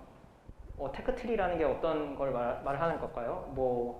어디서부터 시작을 해서 잘 해야 뭔가 간을 잘 연구할 거다라는 거를 의미를 하는 거라면 이거는 다 알아야 돼요. 이거는 다 알아야 그래도 생성 모델의 기초적인 기본은 안다라고 저는 보고 있기 때문에 정말 많이 요약하고 많이 빼고 진짜 핵심적인 것만 넣었기 때문에 이것들은 알아야 되지 않을까라고 생각을 하고 있습니다. 다음 두 번째 GGDR 같은 경우에는 마찬가지로 논지도 똑같아요. 디스크리미네이터가 향상이 되면 제너레이터가 향상이 될 거다라는 가정에서 출발하고 그럼 어떻게 향상시킬 거냐? 디스크리미네이터 우리는 알아요. 아무런 컨디션 정보가 없이 이제 제너레이터를 생성시키게 하는 것보다 디스크리미네이터가 이제 컨디션 정보를 넣어가지고 그 컨디션을 잘 분류하게끔 예를 들어 초반에 멀티태스크 디스크리미네이터, A 시간, 뭐 프로젝션 디스크리미네이터처럼 어떠한 클래스 레이블들을 잘 분류하는 디스크리미네이터면 당연히 컨디셔널 세팅에 있어서 뭔가 좀 이미지의 생성 품질들이 더 좋다라는 거는 이미 알고 있어요. 그래서 우리는 언컨디셔널한 이미지 세팅에 대해서 어떠한 컨디션 정보를 디스크리미네이터한테 넣어보자. 그렇게 해서 언컨디셔널한 이미지 생성이긴 하지만 컨디셔널하게 작동되는 느낌이 되는 거죠. 이걸 어떻게 했냐면 제너레이트의 피처맵을 저희가 비주얼라이제이션 해봤어요. 레졸루션별로. 근데 해봤더니만 뭔가 레졸루션 레이어별로 뭔가 약간 그 눈은 눈길이 약간 좀 클러스터링 되고 약간 그런 식으로 클러스터링 되는 느낌이 저희는 보였어요. 그래서 뭔가 제너레이터가 이미지를 만들 때 초반부터 뭔가 좀 잘 만들면서 확대를 하고 있구나. 이거 베이스라인 스타일 간이에요. 스타일 간 2. 그래서 그러면 디스크리미네이터가 이 제너레이터의 피처 맵들을 다시 디코딩 할 수 있게 해보자 라는 거였어요. 그래서 그 제너레이터의 중간중간에 있는 피처 맵들이 저런 식으로 이미 내가 만들고자 하는 사람, 고양이, 뭐 동물들처럼 생겼으니까 그 피처 맵을 디스크리미네이터가 단순히 리얼 페이크만 분류하지 말고 저걸 다시 디코딩 하게 해보자라는 거예요. 그러니까 페이크 이미지가 들어왔을 때 이 페이크 이미지의 어떤 피처 맵들, 제너레이터의 피처 맵을 다시 복원할 수 있게끔 해보자라는 거예요. 그래서 그냥 단순히 디스크리미네이터의 어떠한 그 제너레이터의 피처 맵을 다시 디코딩하는 어떤 추가적인 디코드만 달아줘서 학습을 시켜서 해봤더니 성능이 좋아지더라 라는 그런 논문입니다. 이거는 이번 ECCB에 억셉이 되었습니다. 그래서 요약을 하면 주로 쓰는 거는 이제 CR간이 많이 쓰이고 그리고 FSMR과 GGDR은 좋은데 그냥 저도 뭐가 얻어가야 할 게 있으니까 홍보차 한번 해본 거고 좋습니다. 성능은 다 올라가고요. 그리고 뭐 논지도 그렇게 막 어색하지도 않고 나쁘지 않습니다. 그래서 네, 뭐 이것도 관심 있게 보시면 좋은 연구가 아닐까라고 생각을 해서 넣어놓은 거라고 보시면 될 것 같습니다. 그래서 그 다음은 뭐냐면 끝났다라는 거예요. 네. 네, 질문. 네. 그 FSMR 연구에서요. 네. 되게 좋은 방법인 것 같고 재밌었는데 그 방법이 배치 안에 있는 스타일을 서로 믹싱하자가 이제 골자잖아요. 맞습니다. 만약에 레퍼런스 이미지를 두고 이런 식으로 뭔가 시도를 했으면 어땠을지도 궁금하거든요. 레퍼런스 이미지를 두고 시도했다는 게 뭘까요? 뭐 예를 들어서 스타일 트랜스퍼 할 때 소스 이미지 두고 또 레퍼런스 이미지에서 스타일 빼와서 집어넣고 하는 어프로치들도 있잖아요. 맞아요. 네. 예를 들어서 학습 데이터에서 서로 간의 스타일을 뽑아와서 주는 게 아니라 네. 그냥 학습 데이터 이외에 다른 스타일을 입히기 위한 이미지를 두고 걔네들로부터 스타일을 뽑아가지고 약간 트랜스폼을 했으면은 더 좋지 않았을까? 더 좋은 건 아닌데 네. 그 두 개의 차이가 뭘까? 이렇게 해볼 수 있는 거는 아. 다양한 방법들이 있을 수 있잖아요. 네. 리뷰어 하시면 굉장히 좋을 것 같은데 저 질문도 리뷰어가 했어요. 그러니까 뭐냐면 기존 그냥 배치 이미지에서 하는 게 아니고 외부 데이터셋 가져와서 하면 더 좋은 거 아니야? 약간 이런 느낌의 질문들이 있었어요. 근데 그거에 대해서 저희가 실험을 해봤고 조금 덜 좋아져요. 그거에 대해 반박을 어떻게 했냐면 우리 제너레이터는 생성 관점에서 보자고요. 결국 하고자 하는 건 트레이닝 디스트리뷰션을 맞추려고 하는 거예요. 근데 우리가 하고자 하는 학습 데이터에 외부 디스트리뷰션에 해당하는 어떤 스타일들을 입혀가지고 새로운 디스트리뷰션의 이미지를 만들어내서 그거를 학습시키게 해버리면 당연히 악영향이 있지 않겠느냐. 그래서 수치적으로도 이렇게 악영향이 있다라고 말을 하고 있고 사실 저희는 이제 배치 내에서 하잖아요. 이거를. 배치 내에서 한다라는 건 뭐냐면 학습 데이터 내에서만 한다라는 거고 그럼 학습의 디스트리뷰션을 전혀 이제 방해를 받을 위험은 없겠죠. 그렇기 때문에 우리가 어떤 외부 데이터셋을 이용하거나 하는 방식보다는 더 좋다라고 해서 뭐 논문에도 더 쓰여 있긴 합니다. 네. 네, 답변 감사합니다. 네, 질문이 없으면 네. 그래서 마지막 장. 뭐 제가 이제 뭐 아까 처음에 뭐 디퓨전이 미래다 뭐 이런 식으로 말을 했는데 그렇다고 간이 끝난 건 아닙니다. 네, 간은 계속해서 활발히 연구가 되고 있고 지금 텍스트 투 이미지에 대해서 디퓨전이 굉장히 많은 활약을 보여주고 있는데 만약에 간으로 이루어진 텍스트 투 이미지가 만약에 나오잖아요. 디퓨전에 버금되게 나오잖아요. 그러면 제가 장담하는 데 사람들 다 디퓨전에서 간으로 돌아갈 겁니다. 왜냐하면 디퓨전은 어려우니까요. 수식도 어렵고 이해하기도 어렵고 코드로 쓰기도 어렵고. 생각을 해보세요. 우리는 2014년부터 2020년까지 8년간의 굉장히 다양한 간 레퍼런스가 있는데 저 2021년부터 갑자기 디퓨전이 나와가지고 학습할 만한 레퍼런스가 많이 없어요. 그렇기 때문에 만약에 간으로 텍스트 이미지가 나온다면 네, 다 돌아갈 거라고 저는 생각을 하고 저는 그걸 희망하고 그런 연구를 회사에서 하고 있고 그 회사가 네이버 AI 랩이고 같이 연구를 하고 싶으면 당연하게 저한테 지원을 해주시면 좋겠죠. 네. 그래서 뭐 네, 여기까지고 저는 이제 네이버 AI 랩의 김준호였고 뭐 혹시라도 궁금하신 사항이나 뭐 그런 것들이 있다면 그냥 편하게 이메일 주셔도 됩니다. 네. 일단 오늘 네, 한 8년간의 연구를 조금 간략히 정리를 했는데 도움이 되셨으면 좋겠고 네, 일단은 여기까지 하도록 하겠습니다. 감사합니다.